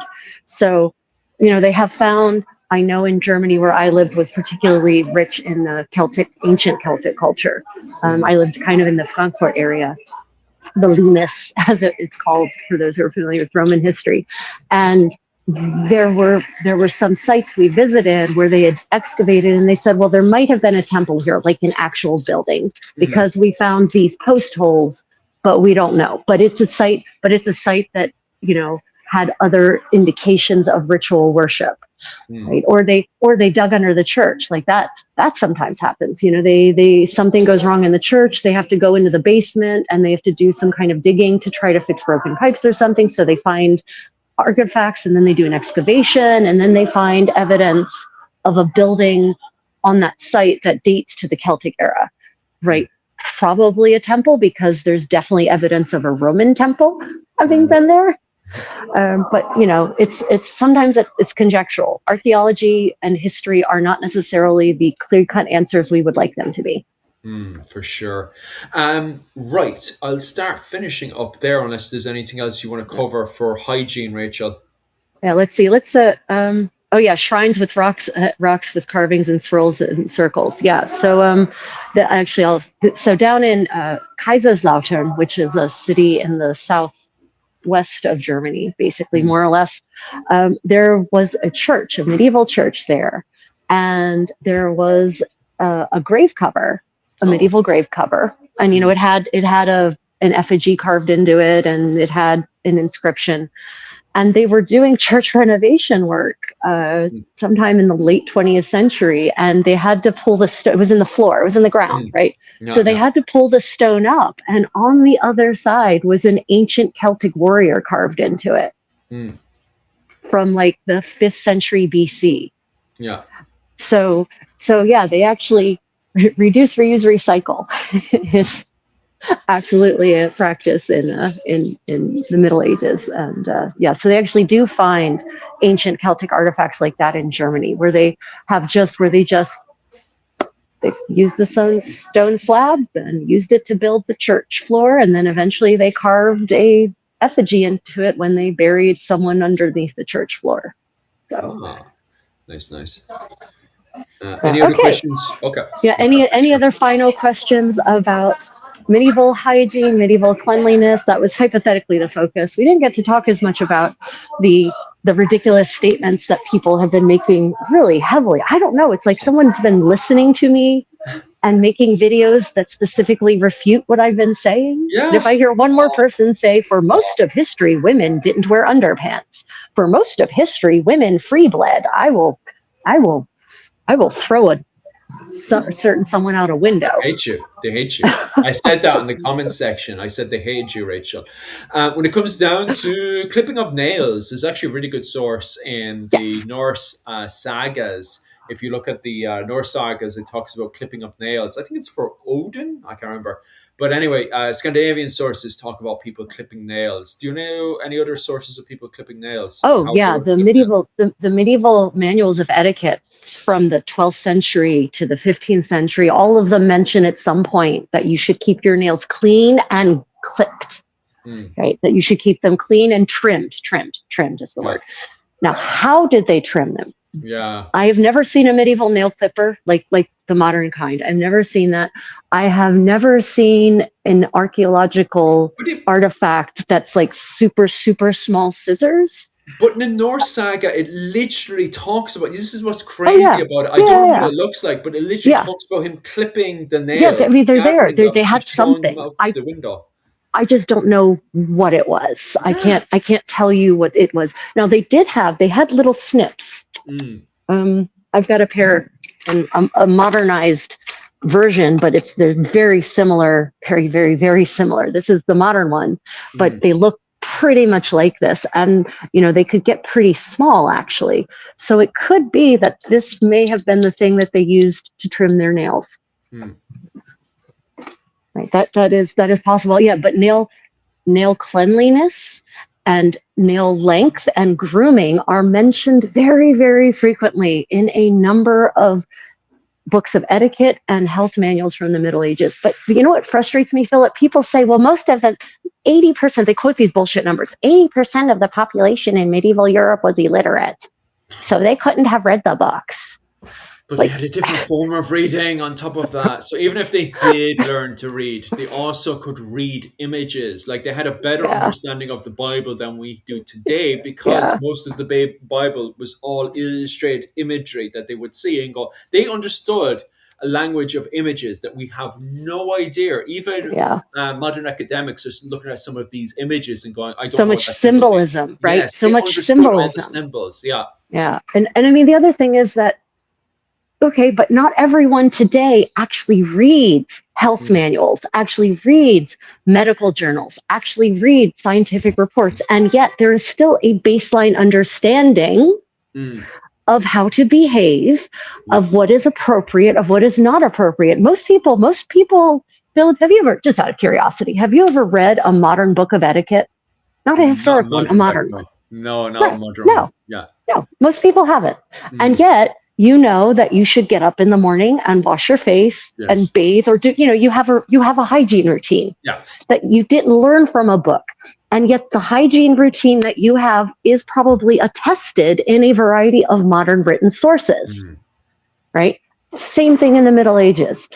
Those writings tell us what was common. It mm, doesn't mean that people were reading the manuals to learn how to do it. Those manuals indicate what is healthful and common.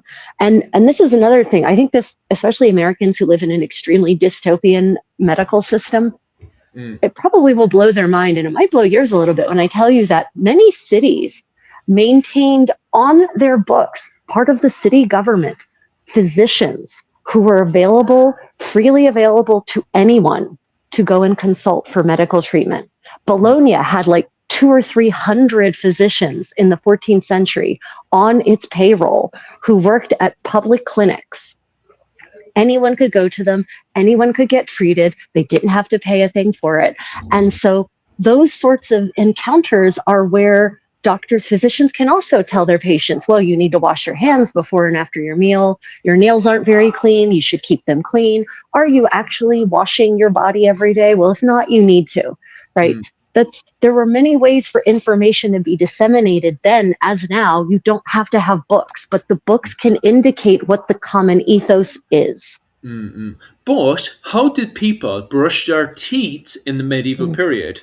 I know people in India used neem branches to brush with, Rachel. Yeah, the neem branches. So the evidence that I've seen seems to be that people actually used a linen cloth. and there was a paste, and different kinds of pastes, but they were abrasive, made of salt and ground up stone like pumice stone or marble or ash from the fire. And you would actually use the linen cloth to rub that on your teeth to clean it. And the salt, of course, if you had salt in it, then that's going to be really good at being antibacterial. They didn't have they didn't have like toothpaste like we understand it, but they had a paste for teeth, and they would clean their teeth at least once a day. You're supposed to do it first thing in the morning, actually. And there's actually one source that talks specifically about the scum, that white scum that kind of builds up at the base of your teeth that you have in the morning. It specifically mentions that you want to make sure to remove that, because if you don't, that will become plaque. So they actually understood about plaque buildup, and that plaque was not good for your teeth, and that to prevent it, you needed to clean your teeth every day. Definitely, for sure. And everybody who's just leaving us, we're also going in a bit. Don't forget, guys, head on over to Irish Medieval History and subscribe. And definitely head on over to my Patreon, because not this weekend, because we have Easter, but after, on the following weekend, over on the 13th. So on the, what was it? No, the 12th. The 12th of this month, because we're on now officially, as of today, if you're living over in Asia. Obviously, if you're living over in America, in the next few hours, we're going to be starting an absolutely new month, believe it or not. And on the 13th, we're going to be covering the Scottish War of Independence over on my Patreon. So if you're interested in that, head on over to Irish Medieval History on Patreon and sign up for my classes there. Rachel, do you have any plans for Easter week? Any plans whatsoever? Yeah, we are in Holy Week, aren't we? Yes, we are. All about that. From all the arguing happening online about hygiene. I know. Well, it's Holy Week in Christian parts of the world, and Korea is also partially Christian, but it's cherry blossom season here. So we've got the cherry trees have all sprouted, the beautiful, beautiful, epic blossoms. And so we've got a whole bunch of plans to visit cherry blossoms over the next week, to head out to historic places like this and walk around in the beauty that is spring. Hopefully it will be a bit warmer. But I will be doing some live streaming. Most of that live streaming, though, is going to be for my travels with the Creative Contessa channel. So if you would like to go with me on live stream walks through cherry blossom beauty and historic sites, check out Travels with the Creative Contessa. Like and subscribe and hit the notification bell. I have a medieval story time coming up on Thursday evening, my time, which will be Thursday morning for many of you. We're going to actually try to do a candlelit medieval story time. So I'm going to try to light some of my medieval oil lamps, and we'll see if that's enough light by which I can read. So I'll read medieval stories to you from a candlelit, tapestry-backed environment.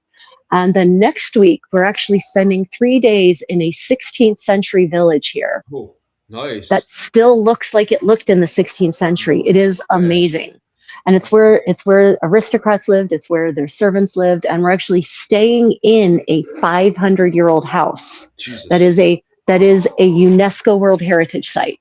Oh, wow. So yeah, we've got some excitement coming up. And of course, I have my medieval sewing party this weekend and my medieval cooking party on Sunday. So join, hit subscribe, double tap the screen, and make sure you click the notification bell. And guys, the notification bells on YouTube, you have to hit it. You have to check it occasionally, because Philip, I don't know if you've noticed this, but it changes itself.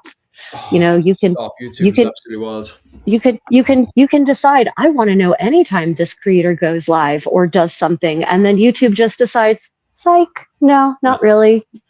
So you have to check that occasionally. Yeah, it's damaged by the bots and all that kind of stuff. Other than that, guys, thank you so much. And Rachel, thank you for all the work that you've provided today on hygiene.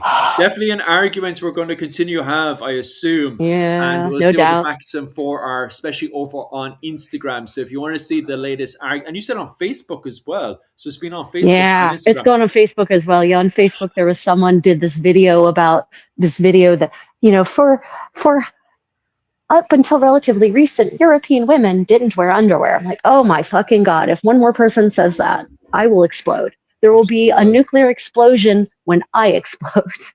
Anyway. Oh, Philip, are we doing our medieval buzz on Friday as well this week? Friday this week. Oh yes, no problems. Yeah, this week as well. Yeah. We'll pop in and do some medieval buzz as well on Friday. So definitely, Yeah. guys, if whatever, that's going to be the same time as well. Yeah. So was our 10 a.m. What time is it for Yeah. the Americans? Oh, Yeah. New York City, that would be 9 p.m. 9 Thursday. p.m. On the West Coast, that would be 6 p.m. Thursday. 10 a.m. Standard Seoul time / Tokyo time. Happy days. Other than that, guys, thanks very much and Slán go Walia. See you. Stay creative, Bye. everyone. Bye. Bye. Bye. Bye. Bye. Bye. Bye. Beautiful view.